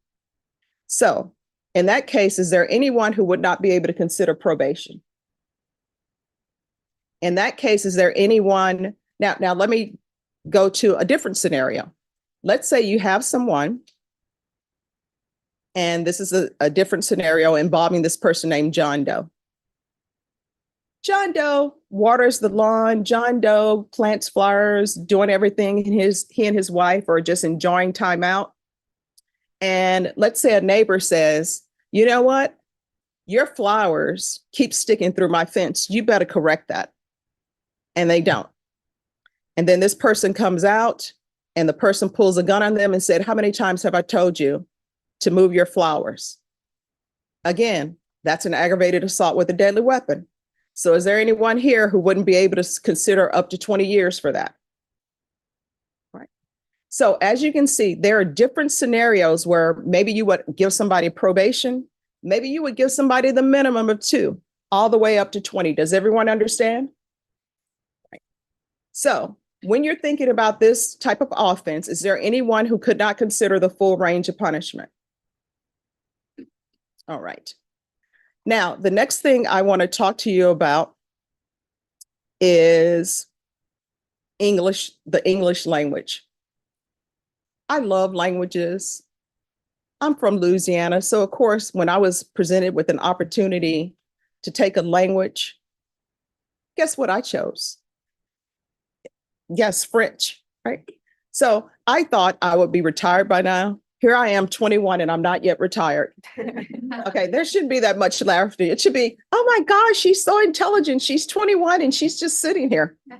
But I always thought that I would be retired, living my life in France somewhere. Nobody ever tells children when they're growing up, oh yeah, you can retire at 22. Of course, I thought 22 was old when I was growing up. Now I'm like, wow, you all are such babies. So of course I took French and I took it in college. And then lo and behold, I end up in Texas and people are speaking Spanish. And then whenever I travel, and I try to go to Paris every year, and whenever I travel, I just think it's so beautiful to hear different languages, the different accents. And I can pretty much say hurry up in every language, because when I was in school, I had some classmates who spoke 6 languages and I was just in awe. So with that being said, is there anyone here, and raise your card if English is not your first language? And just keep them raised and I will call out your number 10, 18, 19, and you can lower your card after I call your number, 24, 25, 26, 34, 39, 45, 66, 69, 74, and 75. All right, juror number 10, what is your first language? English. Spanish, okay. Have you been able to understand everything? All right. Number 18, what is your first language? Spanish as well. All right, have you been able to understand everything? Yes. How do you say hurry up? Ándale. People, some people choose that and I'm like, I got it. And then some people choose something different. Number 19, have you been able to understand everything? All right, so here's the test on whether or not people will stand up. Number 24. See, we failed. All right, have you been able to understand everything? 25. We're failing again. We're failing. Have you been able to understand everything? 26. Spanish. We're making the court reporter's job easy, remember? Spanish. So we have to stand and we're not on those rows. Have you been able to understand everything? Yes, my only difficulty is reading and writing. All right, thank you. Number 34. Spanish. Have you been able to understand everything? All right, thank you. Number 39. And your language? Arabic. Yalla, yalla. That's what they taught me. So have you been able to understand everything? All right, thank you. Number 45. Have you been able to understand everything? Number 66. Have you been able to understand everything? A little bit. All right, thank you. Number 69. Have you been able to understand everything? Yes? Yes. Thank you. Number 74. Ah. Have you been able to understand everything? The court reporter doesn't like when I do this, but I'm doing it anyway. How do you say hurry up in Russian? Bexar, Bistro. and it's from French for bistro, for the cafe, to eat fast. So please. Ah, thank you. I'm going to remember that now. You'll remember. Yes. Number 75. Tagalog. All right, what? Tagalog, Filipino language. Ah, we've had that before. How do you say hurry up? Bilisan. Oh, thank you. Bilisan. All right, and how do you spell, because the court reporter needs to take it down. How do you spell? How do you spell your language? TAGALOG. Thank you. Thank you. You're very welcome. Okay. All right, the next question I'm going to ask you all is concerning time constraints and travel arrangements. This trial should conclude possibly by Friday, we shall see, but we're thinking Friday. So is there anyone who has any travel restrictions, any type of time constraints? Speak now or forever hold your peace. Please raise your card.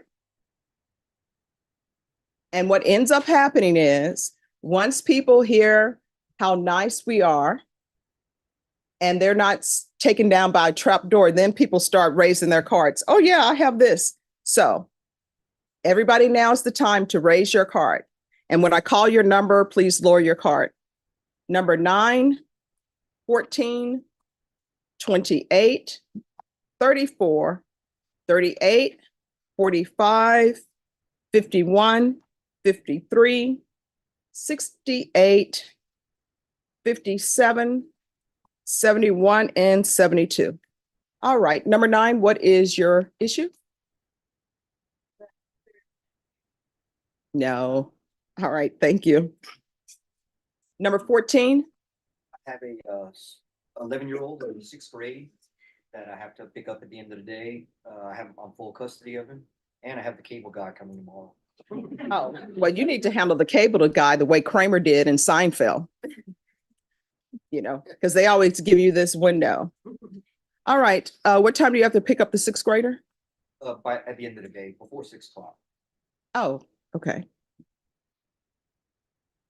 Number 28. Yes, I'm taking care of my elderly parents. And I care for them 100% over the weekend. During the middle of the week, there is a caregiver, but I leave work early to get home to take care of them. My mother, both of them have dementia issues, and my mother actually requires help with everything. She cannot function on her own. So it might impact my ability if deliberations were to go, you know, later in the day, it could be a problem. And especially on the weekend, it would definitely be a problem. Oh, we're not going to be here on the weekend unless people decide they want to be here. All right, thank you so much for letting. And also too, I get taken away from work fairly frequently, 3 times in the last year from my dad. He's we've had to call EMS and I've had to go to the hospital. All right. All right. Thank you for letting us know. Number 34. My 90-year-old mother, who is 100% blind, lives with me.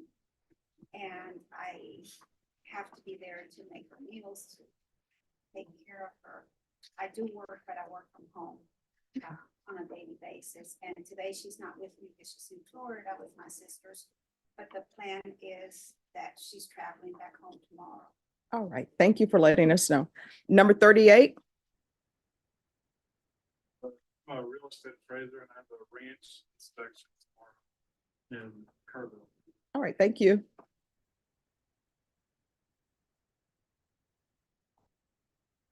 And I'm sorry, what time is your inspection? 10 o'clock. All right. Thank you. Number 45. I'm sorry. All right. Thank you. Number 51. You said it's possible that it might be done by Friday. Yes. I have prior engagements next week, Thursday. I'm getting married. And I have to in Colorado, and so I have to go do my final walk to the venue. You know, I'll be leaving on Thursday, just in case. Okay, so here's the question. Does your fiance want you to miss the wedding or not? Does she want this as an excuse? Well, congratulations. Sure. Number 53.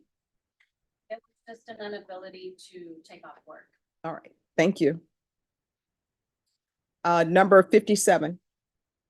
I'm a healthcare traveler, MRI tech. Okay. And I have several positions kind of cooking right now. I could be any day now. All right, thank you. Number 68. An 11:15 doctor's appointment tomorrow. Okay. Thank you. Number 71. Ability to go work. Okay, thank you. Number 72. I don't have a car and it's a half-hour transit. All right, thank you.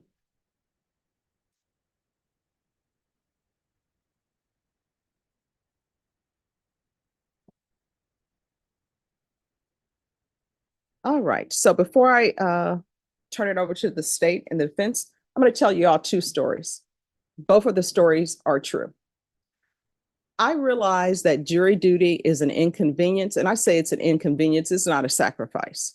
And the reason why I say it's an inconvenience, because I know you all have to pay for parking.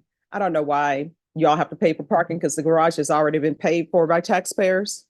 But lo and behold, everybody has to pay for parking, believe it or not. And then I know that when you are not used to coming downtown, there are so many one ways. And you're like, my building is right there. If I could just turn right, I'll be right at the building. So I understand all of that. And so those are inconveniences. And the reason why I say that is I had an uncle who grew up in Grand Cane, Louisiana. Small, small town. Everybody knew everybody. He was super intelligent. So the teachers just kept moving him to different grades. So that was back in the day, teachers like, well, he's too smart for what I'm teaching. So let me move him to the next grade. So he ended up graduating early. And he was my grandmother's firstborn child. So of course, all the siblings that came after him, all the teachers were saying, we know you brother, y'all had better be super smart like he is. So he graduates, and when he's graduating, Vietnam War breaks out. And he goes to my grandmother and he says, not going to be able to do anything here in Grand Cane, not going to be able to get a good paying job. So I'm just going to join the military. And so she had to sign for him to go because he was underage. So she signed for him to go. And I know it's so long ago that people don't remember, there were no cell phones. That was the situation where my grandmother would try to call somebody, you get the operator, and then your phone number is 4 numbers. Like my mom still remembers their phone number from when they were in Grand Cane. And there was no computer where you send an email. And my grandmother signed for him to go. So he's going to a place that nobody really in the United States, we're not too big on geography, but nobody really at that time knew where this place was, what's going on. And so she sent him off. And she had to do snail mail where you write a letter where you're trying to say, did he make it safe to where he was supposed to be? And then she would get a letter 6 months later. So to me, that's sacrifice. And unless the laws change where they draft people, this is just an inconvenience. So the country, our country only asks 2 things from you. 1, pay taxes. And the other is jury duty. And the thing about jury duty is the country is not even asking you to do it monthly. They're not even asking you to do it every 2 months. You get called up, and then this may be it. You may never get called up again. So it's an inconvenience, not a sacrifice. My uncle did make it back from Vietnam, got into computers when computers first started out. He's since passed. The other thing I want to tell you about is both the state and the defense have a limited time to speak to you. And they're trying to get to know you to see if you will be a fair juror for this case.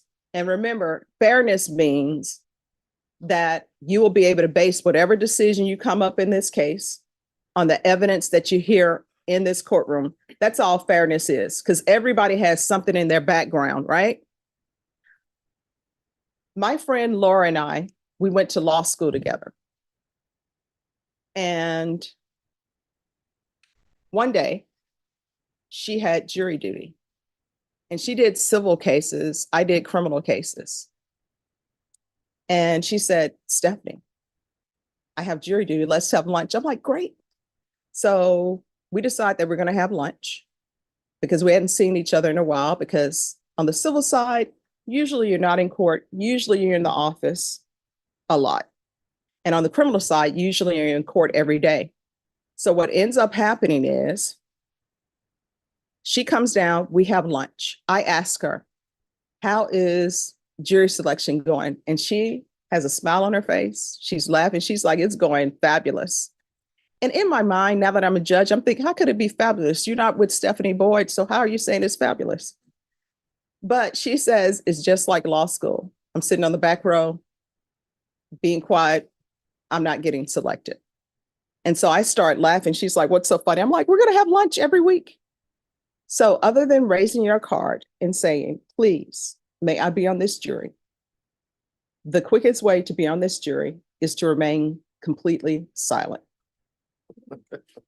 So, and I say that so that you all can make sure that you speak so that both sides will get a chance to know you. Now, before I turn it over to the state, is there anyone who needs a brief break? Raise your cards if you do. All right. With that being said, each side is going to have 30 minutes to speak to you, and I am going to turn it over to the state. Thank you, Judge. Morning, everyone. So for both your sake and our court reporter's sake, I'm going to try to control my voice speed. I talk loud, but I usually talk very fast, which is a nightmare for them and sometimes a nightmare for y'all. So I promise to try to control it. So a few housekeeping things before I get into it. And, we all stood and introduced ourselves. The state also has another team member. She's our advocate. She helps us wrangle our victims and our witnesses. Her name is Marina. So is there anybody here who knows any of us that's currently in this room or who knows Marina Winter? Please raise your card. Number 74. Can you please stand? Who do you know? Marina. Okay. And how do you know Marina? She's my niece.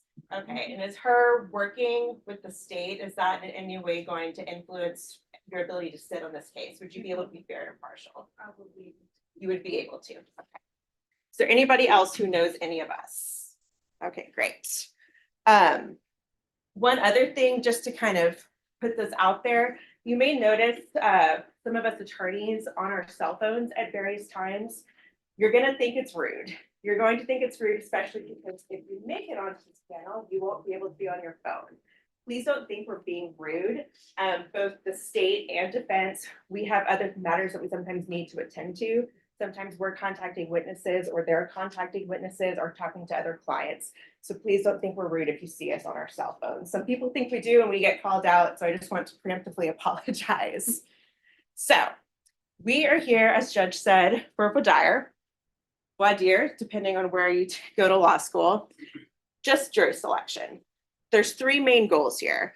It's to talk about the law, which as Judge said is aggravated assault with a deadly weapon, just to get you familiar with it. There's not a test. Anybody who makes it onto the jury and we get to a verdict, you're going to be given the law. So this is just a primer. We need to learn a little about you guys, your opinions, your thoughts, and we need to find 12 fair and impartial jurors who are right for this jury. Not everybody's going to be right for every type of jury, and that's fine. I am a huge cat person. My fiance also just convinced me in the last 2 weeks to adopt 2 dogs from the shelter. So we are crazy animal people. If somebody was trying to put me on an animal cruelty case tomorrow, I would not be the right person. So there's just different people have different opinions, and that's fine. So this is what we're here to talk about. In this case, there's going to be 2 different counts of aggravated assault with a deadly weapon. We're not getting into the facts. This is just going to be kind of a checklist that Zach and I need to prove to you. On or about September 11th, 2022, the defendant did use or exhibit a deadly weapon, a firearm, and they did intentionally, knowingly, and recklessly cause bodily injury to Duenas by pointing said deadly weapon at her and striking her with it. That's count 1. Count 2, whoops, this is not my normal clicker. Count 2 is on or about September 11th, 2022, so the same day, this defendant did use or exhibit a deadly weapon, a firearm, and he did intentionally or knowingly threaten imminent bodily injury to Christian Rodriguez by shooting at him with said deadly weapon. Notice I said shooting at, not striking. So think of this as kind of a checklist. This is what we have to prove. And as the judge said, defense doesn't have to do anything. If we go through our entire case and we haven't proven each of these elements to you beyond a reasonable doubt, verdict's not guilty. That's just how it is. And we more than welcome this burden, because at the end of the day, whether you give someone prison or whether you give them probation, you are affecting their freedom. And that's why the burden's the highest. That's why it's even higher than taking your children away. And that's fair, but it's not something that's insurmountable. It's something that we do every day. So, as Judge said, there is no definition of beyond a reasonable doubt, but we can tell you what it's not. It's not beyond all doubt. It's not 100% positive. Just because something's possible does not mean it's reasonable. So let's say you guys, as you're coming in today, there's rain clouds in the sky. The wind's picking up. There's a forecast for rain. Run inside. You're inside for 30 minutes. You go back outside. Your car's soaking wet. There's puddles on the ground and people are carrying umbrellas. What happened? It rained. Who thinks that it rained? Now, is it possible that somebody decided to play a prank on the courthouse, take a fire hose, and just all over the sidewalks, all over the cars? Sure. That's not reasonable. You use your common sense, and that is all that we ask for you. My little storm clouds. So whenever you're thinking that you have a doubt, ask yourself 3 questions. Do I have a doubt? Is it a reasonable doubt? And does it go to one of the elements that Zach and Allie have to prove? Now, hearing that we can't give you the definition, what is the one way that you would know 100% that something happened? Number 14, was that video evidence? Anybody else have an idea of how you would know 100%? Number 7? You were there and you saw it. You were there and you saw it. If you were there and you saw it, you would not be sitting in here. You'd be sitting on the stand testifying. So, knowing that, is there anyone here who says, that's great. I understand that that's what the law is. But if I'm going to convict somebody, the state has to leave me with no doubt. Is there anyone here who feels that way? Please raise your card. Number 33. Anyone else? Okay, thank you. So, I know Judge listed some of her favorite shows. I grew up with CSI and Law and Order. But one thing I want you guys to be aware of, that life is not CSI and Law and Order. Things are not wrapped up neatly in 45 minutes. Things do not have the FBI doing like zoom in, zoom in. Not everything has that. So I just need everybody here to promise me that you will not pretend that this is CSI or Law and Order and we're going to have just a parade of forensic scientists. Everybody got that? Okay. So does anybody have an idea what most evidence is in a criminal case? Witnesses. Witnesses. Was that number you? Okay. Number 4? Okay. Number 4, witnesses. Kind of give you a hint on this next slide. Testimony comes from the stand where Anna is sitting. People have to come in, be sworn, and testify. You judge their credibility. You judge whether you believe them or not, and how much weight to give their testimony. Physical evidence, if there's any, is also brought from witnesses testifying. It's not something that we just kind of toss out. So that's why testimony is a big thing. You alone get to judge them, judge their demeanor, if they have any motives to lie, listen to what they say, how they say it, and is there any backup? Is there anyone who says, that's great, I don't feel comfortable trying to decide if a stranger is lying to me? Number 72, number 15. That's fair. Number 33. That's fair. None of us know. But what are some ways that you can kind of watch somebody and decide whether or not they're telling the truth to you? Anybody have an idea? Body language. Body language, fair. Number 3. Body language is a big thing. What are some signs somebody might give if they're not being truthful? If they're not looking at you, if they're shaking their leg or. Okay. That's fair. Number 56. The way they talk. Again, the way they talk. Now, sometimes that can be hard. You can tell that sometimes I talk fast. I might seem comfortable talking from a room of people. There's other people that might just get nervous. And sometimes that can be a sign of lying. Sometimes it can just be a sign of nerves. And that's why we have to look at other things like, does their story make sense? Is it backed up by any evidence? Now, in terms of who can be a victim or who can be a witness, the answer is anyone. It would be great if I could just bring in a bus full of nuns, y'all.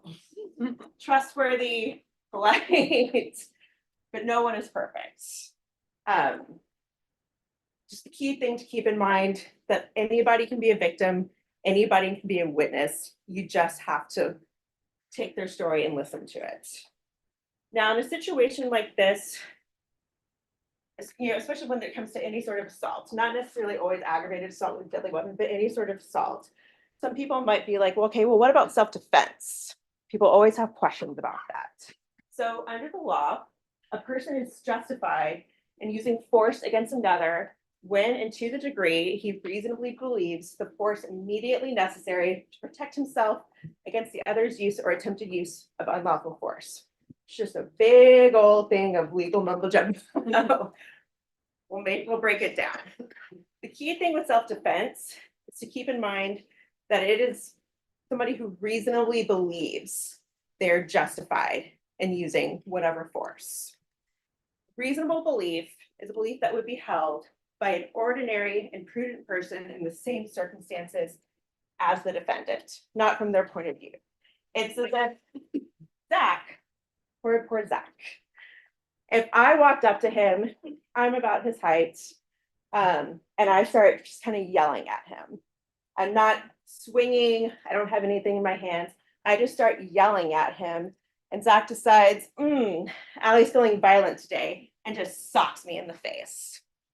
Not necessarily self-defense. Would anybody, if I'm just yelling and I'm still a few feet of him, is there anybody who would reasonably believe that me just yelling at Zach would put him in danger?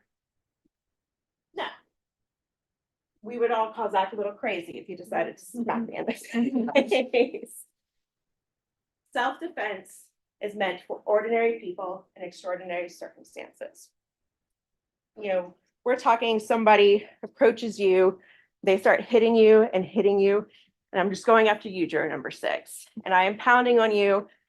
She's reasonable belief that she's in danger. She's more than welcome to hit back at me. She could arguably be justified in pulling a knife on me because I have her on the ground and I am hitting her. And she has a reasonable belief that she is in danger and that force is justified. Everybody get that? So in order to claim self-defense, the defendant is essentially admitting to the conduct, but saying, yes, I did this. I admit to doing it, but I did it because I was in fear for my safety and I acted in self-defense. Does everybody get that? Is there anyone who says, not clear, still have no idea what you're talking about, Allie? Okay. Now, this case involves, a hint of family violence or domestic violence, as most people know it as. This is very common and kind of prevalent in our society, unfortunately. Is there anyone here who you or a close friend or family member has been arrested for any type of family or domestic violence? Please raise your card. And then as I call your numbers, you can put them down. Number 8, number 11, 12, 14, 17, 19, 21, 29, 30, 40, 57, 59, 61, and 71. Okay. Now, knowing that you guys have had this experience, you yourself or a friend or loved one, because of that experience, are you unable to be unfair and impartial in this case? So what that means is that it's fine to have sort of biases and prejudices As long as you can take that and kind of take it off and put it to the side. We all have opinions. We all have preconceived ideas about domestic violence, about many topics. You still just need to be able to put it aside, listen to the facts, and decide. But because of your experience with your friend or loved one, please raise your card if you would be unable to put that experience aside and be fair and impartial to both sides in this case. Please raise your card if you cannot do that. Okay, all good. Now, on the opposite side, is there anyone here who you, a close friend or family member, has been the victim of family or domestic violence? Please raise your card.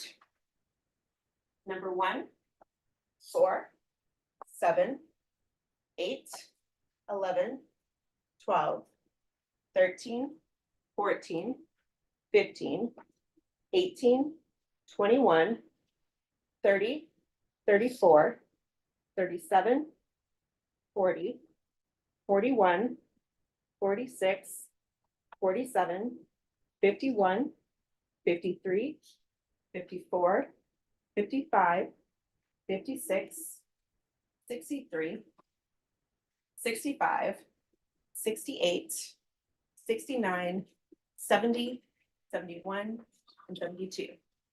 So this is going to be, again, kind of on the same token. Is there anyone here who, because of that experience of you or your friend or your family member being a victim of domestic violence, is there anyone here who can't say, okay, I understand that circumstance, but I cannot not, look at it. I cannot take that aside and just judge this by the facts as the state presents them. Basically, I cannot be fair to either the state or the defense. Is there anyone here who feels that way?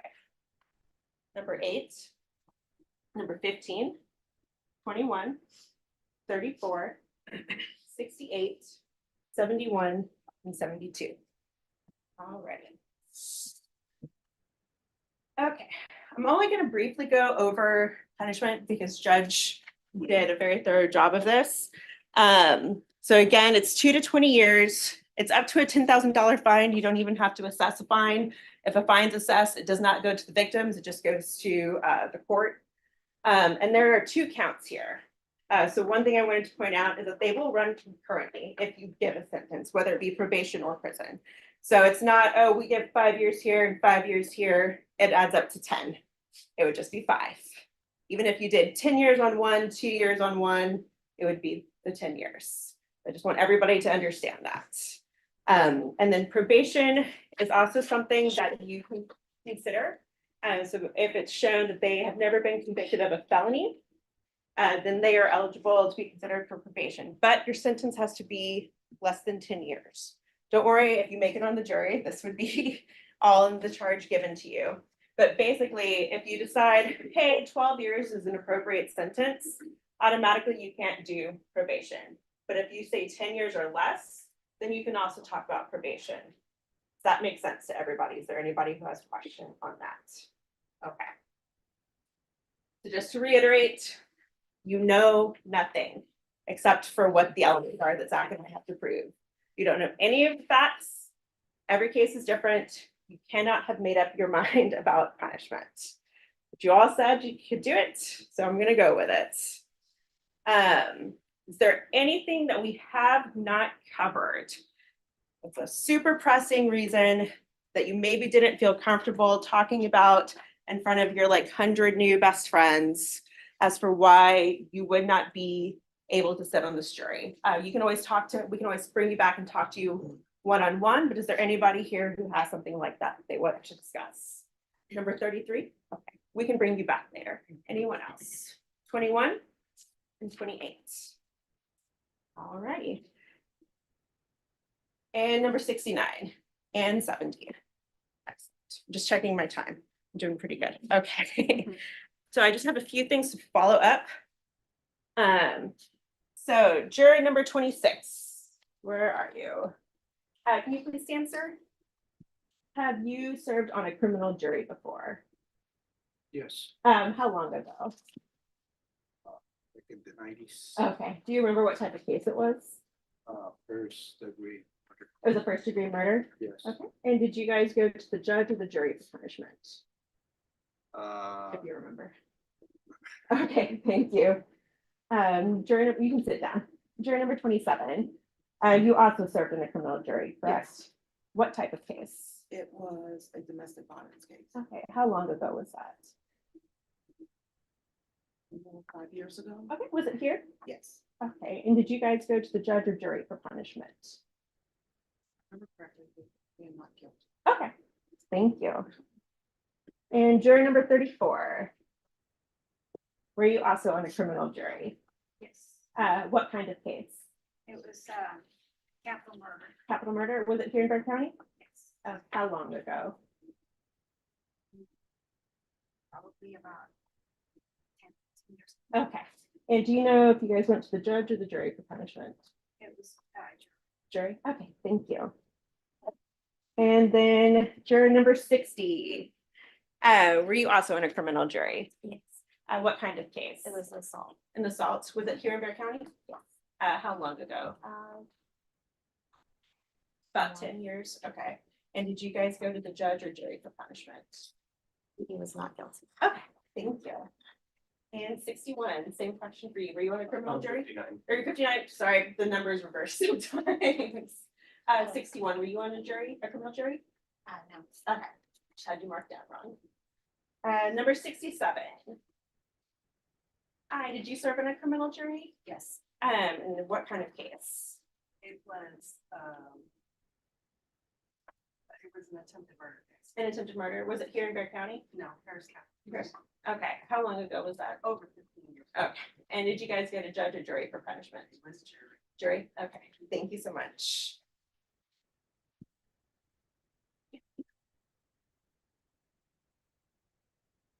While Zach decides if we have anything else to follow up on, is there anybody, this is kind of our only time to talk right now, is there anybody who has any questions or any clarifications they have for me before I sit down?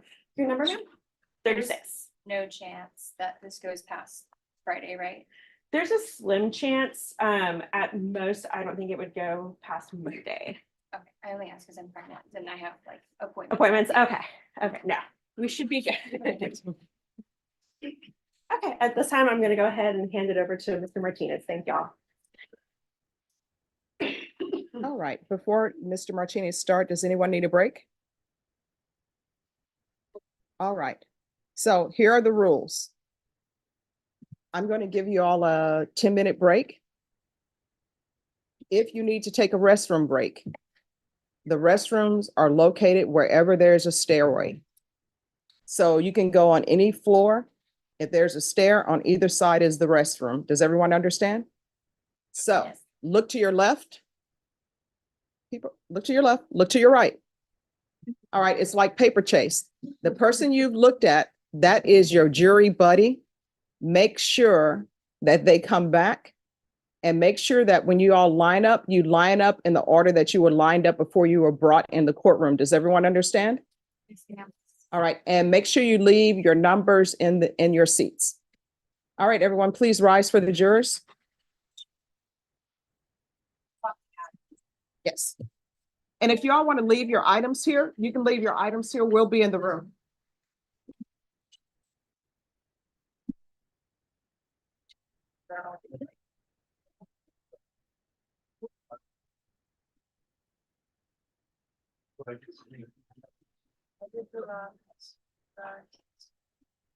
Murder.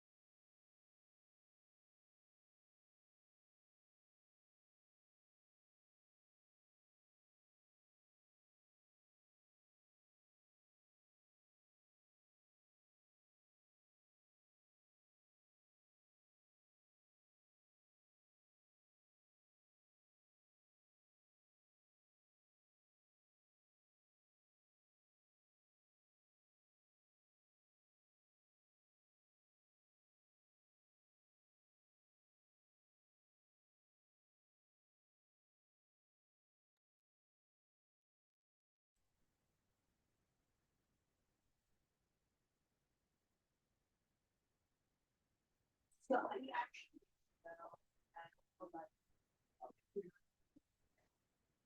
Oh, for your gym or for your rehab? Gym. Okay. Not have any, rehab for my back.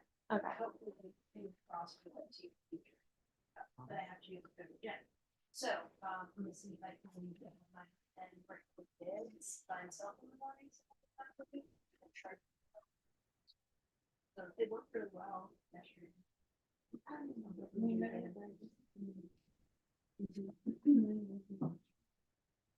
See, that's my only thing.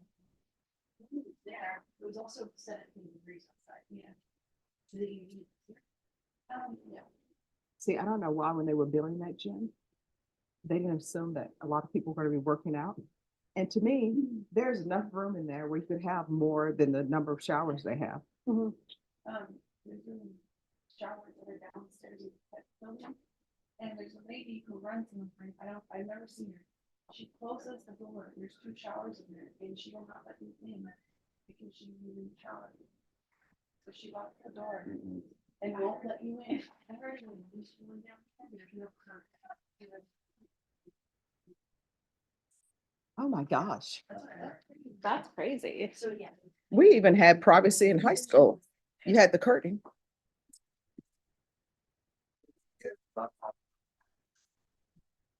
And you said no, no compete for your back. I don't need to go back right. Is that because Ally and I have had your back for so long? Oh. I'm back. No, it's gonna follow me the time. I think so. Okay, got you. I hope it's gonna be surgery, but I'm gonna be on that. Okay. So that's probably the only thing I'm Got you. Got you.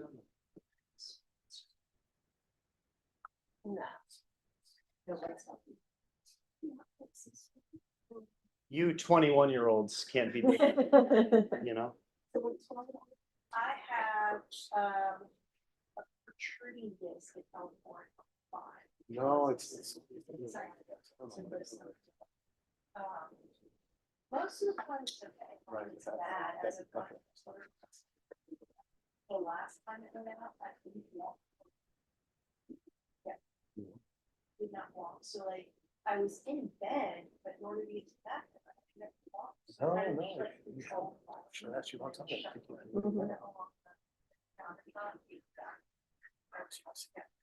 Oh, no, that's really. I'm not gonna tell you. All right. There's no worries, all right.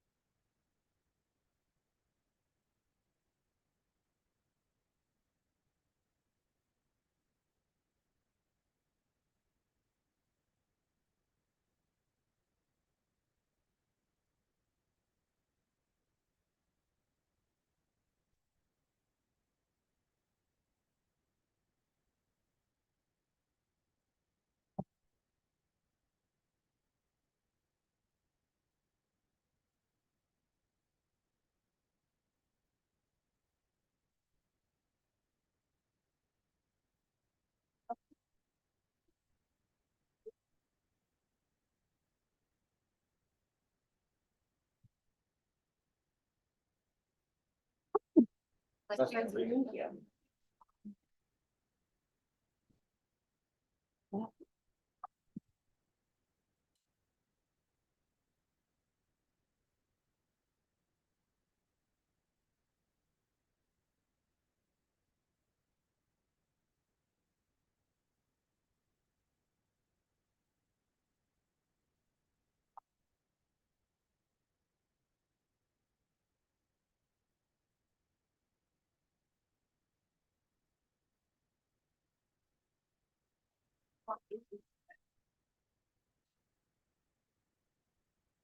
Everyone came back. All right, defense, are you ready to proceed? Yes. All right, you may proceed. Please report. Counsel. Good morning again, everybody. Raymond Martinez from Mr. Duenas. You guys don't mind all my stuff here. We're somewhat past COVID, so I think I'm more safe to do that. During COVID, people were just like, no, don't. So what are we doing in this phase of the trial here today in what we call voir dire? Obviously, you've all kind of got a sense of it. We're gathering information, right? We're exchanging ideas, we're explaining things. But what is the ultimate purpose of that procedure, that process? Simple, is to have 12 fair and impartial jurors when we start the trial, right? I think there's already some of you here who have been able to discern based on what you've been told, what the case is about, what you might hear, the nature of the case, and you may be already starting to think, you know what, I'm not a really good person for this trial. I know people that have been victims. I'm not a gun person. I don't like violence. You know, that makes me nervous. Right? There may be any number of reasons why you might start thinking that I couldn't be a fair and impartial person, right? And so that's what this question and answering session is about, is to try to draw that out, get you to think about it. And if you do, if that does apply to you, then tell us. The reason we bring so many people is we know not everybody is suited to sit on this jury. So we don't want to do this whole process for half a day and we run out of people because 30 people couldn't serve and we only brought in 35, so we only have 5 left, right? So by bringing this large number, we know we'll have plenty, right? We know there'll be at least 12 left over. It also means for those of you in the beginning, the likelihood of you staying on the jury is greater than those of you at the end. That's just how it works out. Jury selection is a misnomer. We are not selecting jurors, right? We're deselecting. That means is we're eliminating people. We're eliminating people who, on their own word, say, I can't be fair. I'm not fluent enough in the language. I have surgery on Thursday. There's all kinds of reasons why you can't serve. This is what we're trying to do, sort all that out. So what does voir dire mean? To tell the truth. And it's very easy to tell the truth about simple questions. Have you been on the jury before? You know somebody who's been a victim, right? Do you have a vacation trip next week or tomorrow? Those are simple questions. Here are the harder questions, right? If family violence obviously entails family members. If a man and a woman, whether they're boyfriend and girlfriend, spouses, ex-spouses, get into some kind of a situation that causes one of them to get arrested for this kind of an offense. All of us have had our history of personal relationships, whether we're married now, we were in the past, exes, all of that, right? When that theme presents itself in court, can I truly and honestly tell the court and the lawyers that I'm not going to let my experiences impact my view, impact my opinion, impact my verdict? Because that wouldn't be fair. I mean, everybody knows that's not fair. We're here to decide on this particular day, did Mr. Duenas commit the crime they've accused him of? That's all we're here to decide, not to flesh out our own issues. So that's really the $1 million question is, can I be fair? And I'm going to go through some of the things, some of the topics that we've already gone through, maybe with a little bit different slant from the defense perspective. So you can see, yes, I truly can be. And if you say that you can, there's no test. We're going to take you at your word, right? This is part of the reason why we ask people to take an oath, because the beautiful thing about jury duty is nobody's going to question what you tell us. We're going to take you at your word, that you're going to be fair and impartial, because everybody here understands these are very high stakes, right? 2 to 20 years is not a slap on the wrist, right? And most importantly, if you knew somebody or you yourself ever got caught in a situation where you were sitting at that table, you'd want the 12 people sitting over here to come to it with a clean slate and not have any biases, preconceived ideas, or whatever. So I'd ask you to consider my comments and think about the things that I'm talking about in those terms. If I'm sitting here when this trial starts this afternoon, am I giving this guy a fair shake? Am I starting with a clean slate? Do I have anything that's gnawing at me that I'm worried is going to influence me? That's what you need to tell us. And if we don't ask you the right question to get you to give us the answer you want to give us, volunteer. Just raise your card. Hey, I need to tell you something. Or I have a question. The goal is to get this right. Once we have 12 people, we're all gonna be confident that we have 12 fair people, and we're gonna move on with the trial. Let's start with the burden of proof.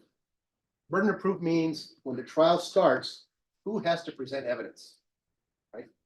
In a criminal court, it's always the state of Texas. Always, always, always. The reason I emphasize this is oftentimes after the trial is over, jurors will talk to the lawyers and tell them what they thought about their presentation or the case. And they'll start with, well, we wish you'd have asked this question. Or why didn't you bring in this witness? Because they figured out based on the evidence that there was somebody else that they could have called. Why didn't you call the doctor or the EMS guy? And as long as they're directing all those questions to the state, those are valid questions because they're required to present the evidence. The problem comes about when they start asking me, Mr. Martinez, why didn't you call his sister? Whoa, whoa, whoa, whoa. Just like the judge said in the beginning, pay attention to the rules. We are not required to present any evidence whatsoever. If you can believe this, there's appeals opinions from courts of appeals that have said it's not ineffective assistance of counsel for the defense lawyer to be asleep at the table. Why? Because he's not required to present evidence, right? The state still had to prove it, regardless of whether he was doing a good job or not doing a good job. That's an extreme example. But the point is, if you start asking questions of why didn't your guy testify? Why didn't his wife answer this question? Why didn't you call the neighbor? You're shifting the burden. You're asking him to prove his innocence. That's never the law. He's never required to prove anything. Obviously, you can expect that myself and Ms. Cruz are going to put on a defense in terms of zealously challenging all the state's witnesses, cross-examining them, and maybe we'll bring some, maybe we won't. But the decision that you're to make is never, we believe the state witnesses and not the defense witnesses. The decision to make is, did the state prove the case beyond a reasonable doubt? And of course, if we present evidence, you're allowed to decide if you believe it or you don't believe it. But it really leaves a bad taste if a juror after the trial is over, we've discussed this so much, tells the defense, well, you didn't prove you weren't guilty, or you didn't prove your case because we put on evidence and they didn't. That's shifting the burden. I hope all of you with that explanation know that it's strictly up to them to prove what they've alleged. How are they required to prove it? Beyond a reasonable doubt. We all know that. But let's focus a little bit on what does that mean? Can you sit through a trial, and those of you who've already sat on juries and found not guilty, you know what I'm talking about, and find a person not guilty, but still feel like the state presented their case and put on evidence of guilt? Of course, because not guilty means you didn't get beyond the barrier beyond a reasonable doubt. But let me see if I can explain it this way. Oftentimes, especially in today's society where we have so much communication and so many different ways to communicate with internet and cable and streaming, and it just goes on and on. Sometimes these high profile cases will come out in the news, right? And you'll have the ability to actually follow the evidence because they'll have updates. And so as you're watching a case, you may, as you're getting to the end, oh, the jury came with a verdict. You're like, well, I already know what that's going to be, right? Because you think you've heard enough, and it turns out to be just the opposite. And then you're like, okay, I missed something. What happened? And then they'll interview one of the jurors after the fact. They'll bring them on a TV show, some of the jurors, because it's a big case. And they want to know, well, what were y'all thinking? Why did y'all come up with that verdict? And one of them might say something like, well, we think that he might have committed this crime, but we found him not guilty. And then some people are like, I don't understand that. How can you think he committed the crime and you found him not guilty? Well, because the evidence wasn't sufficient to get beyond a reasonable doubt. Right? Thinking somebody did something is not beyond a reasonable doubt. Having a hunch or thinking it, well, it's more likely than not. If I had to guess, I would say more likely than not. That's still not beyond a reasonable doubt. As example was given to you earlier, when they want to take away your kids, the state, They have to have clear and convincing evidence, right? Not just more than not. And beyond a reasonable doubt is higher than that. My question to everybody is, does anybody have a problem with that standard?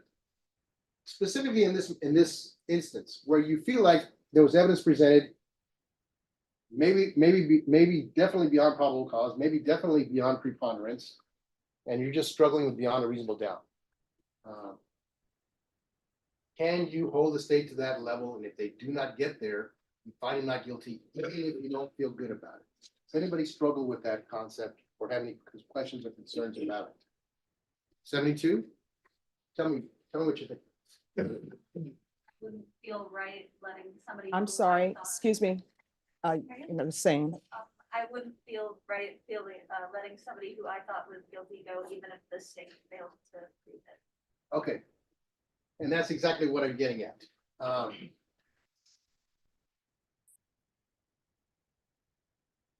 If anybody agrees with that, can you raise your cards? Because what 72 is telling us in essence is the rules you're asking me to perform under as a juror, I don't agree with. I don't want to be put in that situation, right? And that's fine. This is the time to tell us, because we don't want somebody getting in that position going like, imagine this scenario, you're deliberating and one of the jurors says, I hear all what y'all were saying about they haven't proven that made their case, they haven't proven it beyond reasonable doubt. I understand why all of you are not guilty, and I don't necessarily disagree with that, but I just can't just let this guy go based on what I've heard, even though they haven't met their burden. We can't have that happen, because that's basically somebody saying, I'm not gonna follow the rules before we even get started. I want to talk a little bit about family violence. Family violence is basically a term that suggests that an assault case or any type of an assault case happens to people in a certain category. And family violence is much bigger than what it sounds like. It's clearly, people in a relationship, husbands, wives, boyfriends, girlfriends, exes.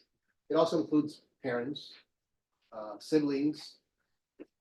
It even includes, believe it or not, your ex's new husband, right? So let's say there's a hassle between you and your ex, just never seem to put it behind you and you're always arguing about something and it turns into an assaultive situation and the new husband jumps in. Guess what? That's family violence, even though you have no legal relationship to that person. So I want to talk about family violence because very, very difficult subject. It's a very difficult thing to experience and to go through. And it leaves tremendous marks for some people because it can be, it's one thing to get into a fight with a guy who's trying to cut the line at HEB. It just kind of comes and goes. But somebody that you loved at one point and now it turns all the way around, it can be a very intense and difficult thing to handle. So you get placed in a position that you're going to be sitting in a jury and those kinds of things get presented. And it causes you to recall or re-experience things that you had, similar confrontations or similar feelings. You have to struggle really hard to say, what happened to me is my thing, and I can't let that influence my decision in this case. Because once you start saying, I identify with that witness because I experienced that, and that's why I believe them, not because of the evidence presented, but because I'm now kind of jumping into that role, that's a line we can't cross, right? And so whether you were accused of a crime, an alleged victim of a crime, somebody close to you was, I'd ask everybody to think about, is there a scenario under which the situation could be too close to home and you can't be fair and impartial? If that's the case, can you raise your cards?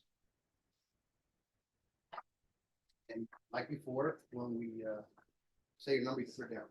7, 11, 12, 13, 14, 15, 21, 28, 32, 33, 34. Can you go a little slower? I'm sorry. 32, 33, 34, 40, 48, 59, 70, 71, and 72. Okay, here's a follow-up question to that one. We all know from doing this that it's just common sense that situations that happen in court, you're gonna have some similar thing that may have happened to you or that you know about. So there's nothing wrong with that. The question is, can you set aside whatever that is and not let it affect your judgment, right? So in a scenario where your aunt and uncle were always fighting and you always heard about them getting into a hassle, and a couple of times the uncle's gotten arrested, but they're not that close to you, and it really hasn't affected you personally. Well, of course you can set that aside. That's not going to affect you. The question is there a situation where something could get mentioned or a way that you might get triggered that you go like, once I start thinking down that road, I'm really distracted and I'm not going to be a fair person in this trial. And I cannot set aside that prior experience, whether as a victim or as a person accused, falsely accused, right? If that's the question, and so everybody who raised your card, this is the follow-up question. I'm guessing most of you probably can set aside whatever it is that caused you to raise your card. If you feel in your mind right now, there's no way I can do that. That feeling, that emotion, that experience, that history, it's just something that, it's a subject I don't want to revisit. And I certainly don't want to sit 2 days in a trial listening to somebody that's basically revisiting old wounds that I'm trying to heal, right? If you can't set aside whatever it is that caused you to raise your card, raise your card.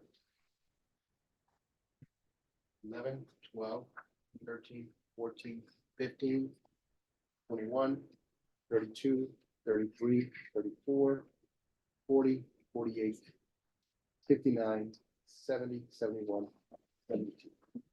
Okay, thank you.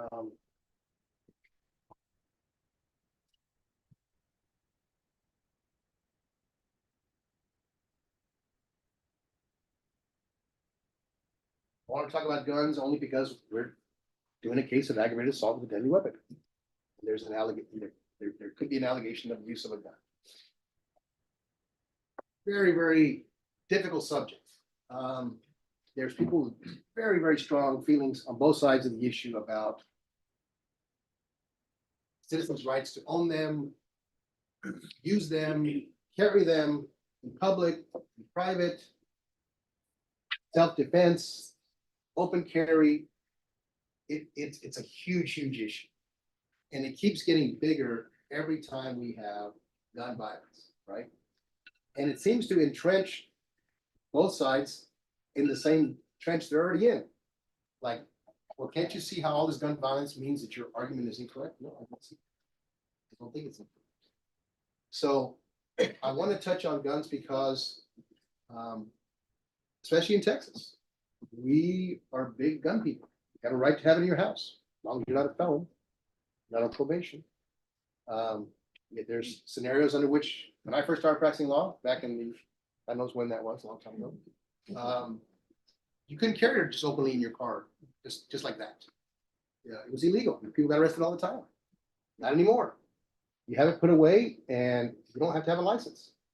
You got it in your glove compartment. You have it in the center console, in the trunk. It's all well and good. At least there's no ramification for that. There's exceptions, but I won't get into all that. So if somebody hears that somebody's charged with aggravated assault with deadly weapon, and you are very, very much opposed to guns, and you're big on gun control, guns scare you, you wish people just didn't have to be so enamored with them and carry them all the time, you might already start leaning toward, well, you wouldn't be in this situation if you didn't have a gun. Well, but that's not illegal, right? We all start with the premise that it's not illegal to have a gun. And in some scenarios, it's not illegal to defend yourself with a gun, right? But if you have a mindset that, you know, that subject, I'm sorry, I don't have any flexibility on it. I just don't like them. I don't like people having them. I don't like people walking around with them. I just don't like it. And that's what he's accused of. He's already starting off with one strike against him. So that's not. Take your time.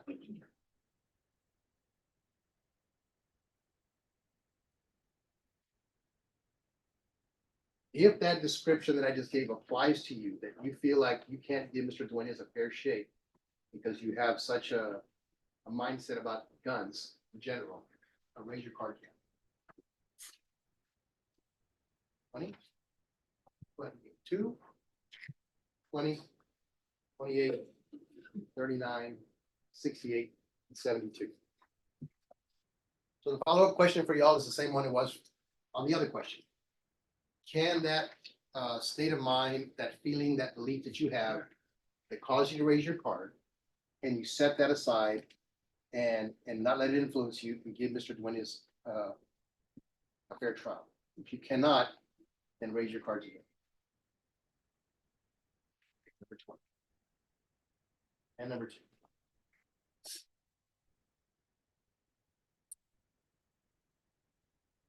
Now, so how many here think that if there's a conflict and one person has a gun and the other one doesn't, and the gun gets used, that automatically the person with the gun is guilty of something? Does anybody feel that way? The reason I ask that question is because under the self-defense statute, it says lethal force, which is using a defense that entails a weapon, usually a gun, can only be used if you're reasonably in fear of somebody using lethal force in the street. Like if some kids are harassing another kid, you know, and you want to break it up, and they're just like pushing and shoving, you can't go there with a weapon. It's just not a reasonable response. Right? But can there be a scenario where you could have a gun and the other person doesn't, and it's not unreasonable? For example, you're being attacked by multiple persons. You don't know if those persons are armed or not because they could have something in their pockets. They're strangers. The situation is dangerous. You don't know, right?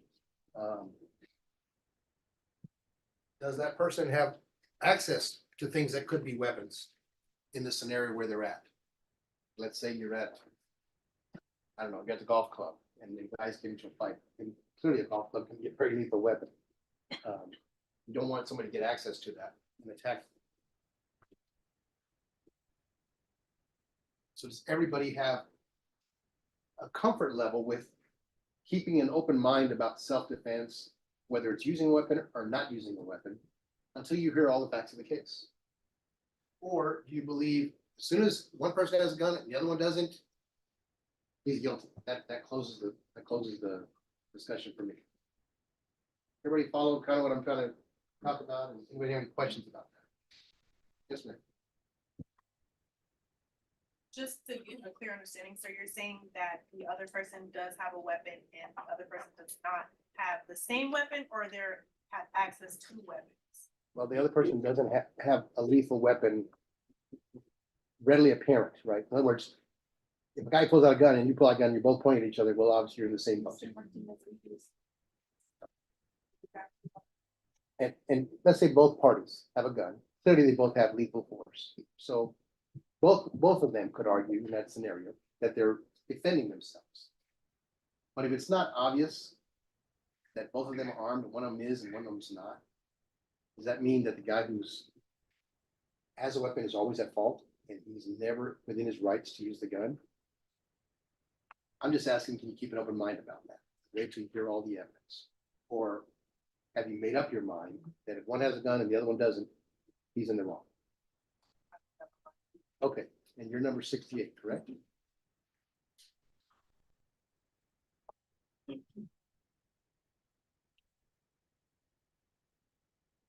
Let me stop for a second and ask if anybody have any questions about anything.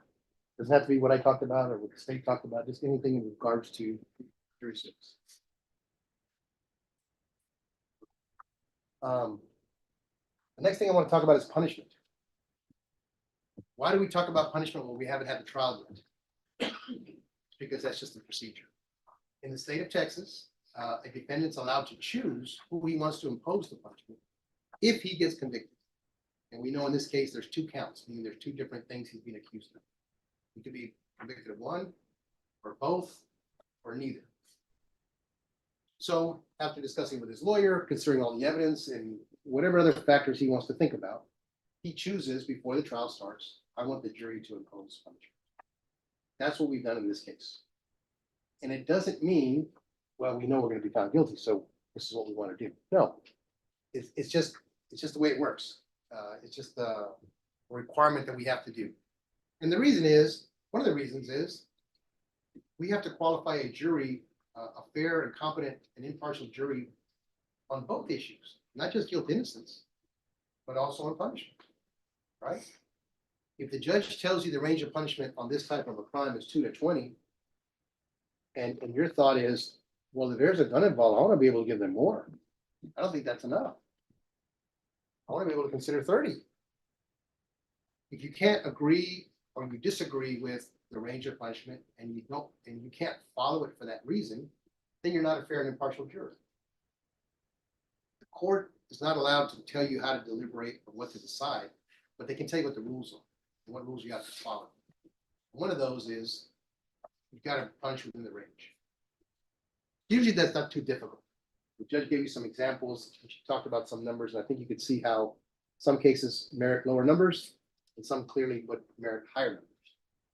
But one of the things that we focus a lot on voir dire regarding punishment is probation. Everybody understands that probation just means that instead of going to prison, you're going to be under the court's supervision and you're going to have to do certain things and not do certain things.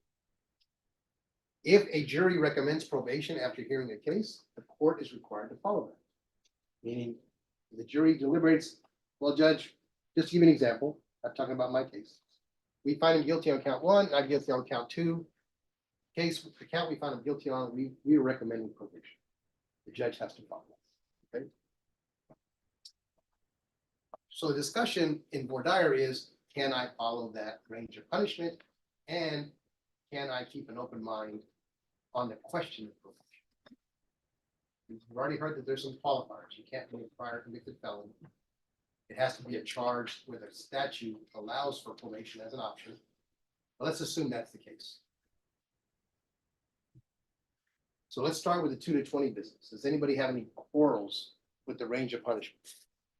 And can you follow? Okay. A lot of people go like, well, why is the range so big? I mean, there's a huge difference between 2 and 20. Well, because all cases are different.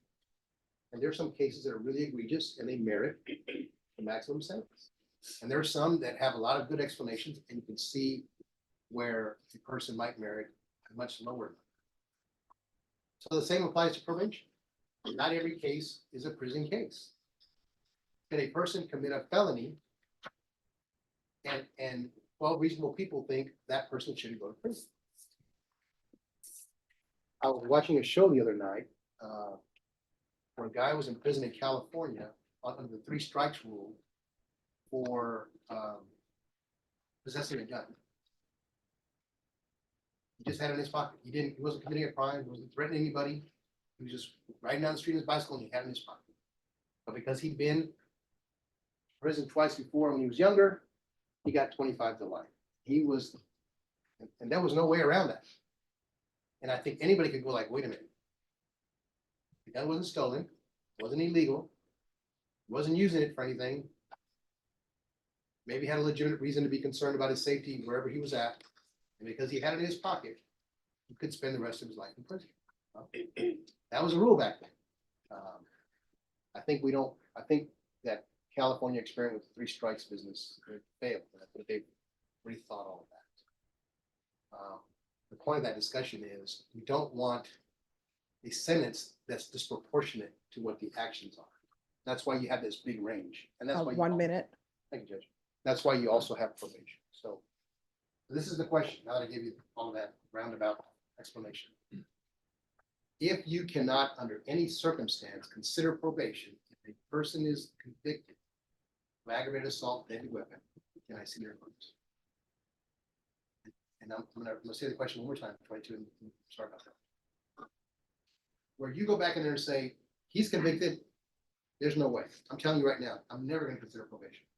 Well, you wouldn't qualify as a juror because you're saying I'm gonna disregard the rules. Was there anybody here that would never consider probation on an aggravated assault with deadly weapon? And that's 14, 22, 15, 24, 28, 31, and 32. Okay, folks, I think that's my time. All right, ladies and gentlemen, I'm gonna have you all step out in the hallway. And we may end up calling back a couple of you. So just remain in the hallway. Everyone, please rise for the jurors. Take your belongings and leave your numbers. Yes, sorry, leave the numbers. They're very expensive. I will find you. Pink cups. Pink cups. Purple, we have purple. We have purple. Pink is 227, green is the 290.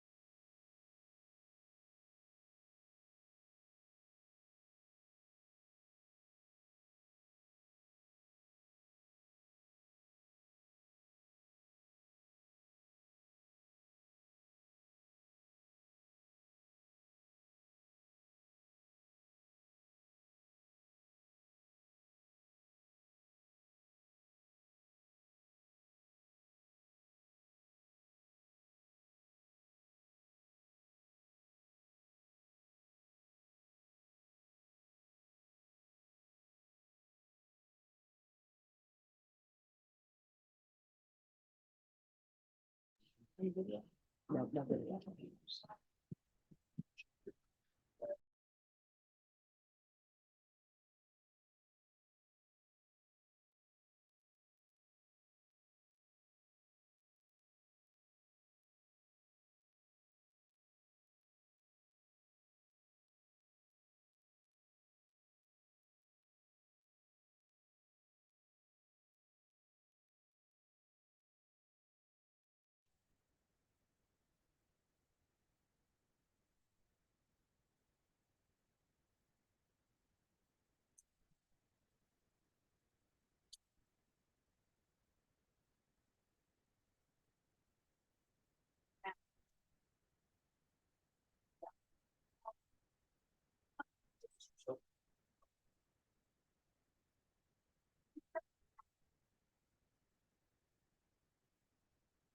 We got the bat in the jacket. Oh, okay.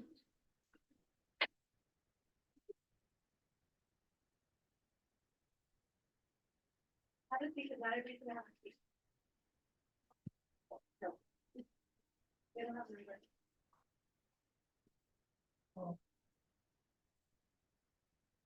This one.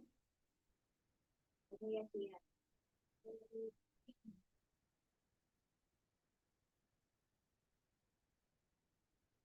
Everybody will be standing.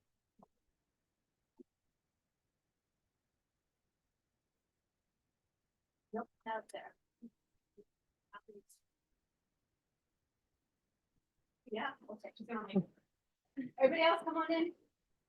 Come on in and close the door. Let everybody have a seat. All right, everyone who is able to see, please have a seat. I'm going to give you all some instructions. So first of all, I want to thank you all for your service. As I previously stated, we cannot have jury trials without jurors. So what you have, the white sheet of paper that you have, that is your proof that you've come to court. For those of you who are not going to be on the jury, make sure you get your parking validated. The way the weather is now, it would be a shame to walk all the way to the garage and then say, I didn't validate my parking.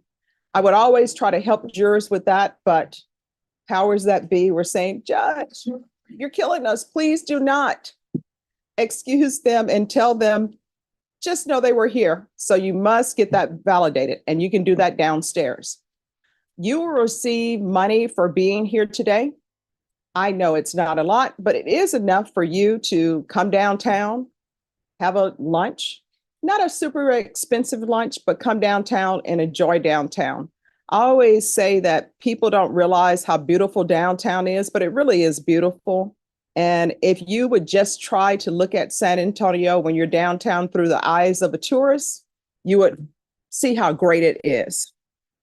So you're always welcome to come to the 187th. The money that you'll receive, it will come in the mail probably 2 to 3 months from now. And you will think it's a scam, but then you remember the great time you had here.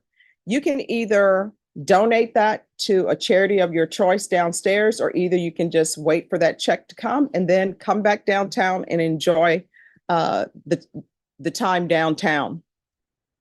All right, so with that being said, I am going to call the people who are going to be on the panel. And once I call your name, I'm going to need you to take a seat in the box.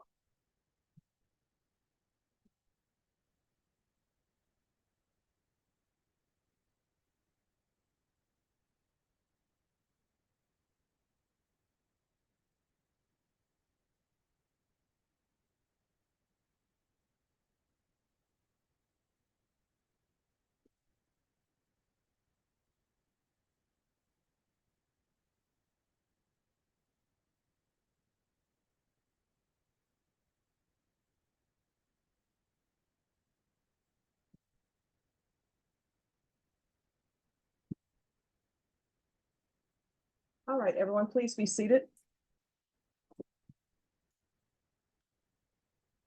All right, ladies and gentlemen, we are going to have time for you to have your lunch break. So we're going to take our break after I give you these instructions, and then we're going to come back at 2:30. Okay? So everything that you are to know about this case is to come from inside the courtroom and nowhere else. Does everyone understand? So make sure that your badges, and I believe Deputy Laura has given you all the badges, make sure that those badges are visibly displayed, because sometimes you have attorneys, maybe they're talking about a case, maybe they're talking about this case, and they don't know that a juror is around. So make sure your badges are on so no one will be talking about this case or any other case around you. Does everyone understand? All right. There is to be no personal investigation by you. There is to be no research by you about this case. Everything that you need to know about this case is to come from inside this courtroom and nowhere else. Does everyone understand? So if somebody wants to talk to you about this case, you're not allowed to talk to them about the case. You're more than allowed to tell them, I have jury duty. Here's my badge. I'm on a jury panel. But you cannot talk about the case. You cannot watch anything about this case. Does everyone understand? All right. So what's going to end up happening is when you come back at 2:30, you're not going to report to this courtroom. Deputy Laura is going to show you where you report. All right. And so when we come back at 2:30, I will give you another oath. And then both the state and the defense, if they choose, will have a chance to give opening statements to you. And then they will call their witnesses. Does everyone understand? During the jury process, if you ever need a break, just raise your hand and let me know. And we'll take a break. All right. All right, everyone, please rise.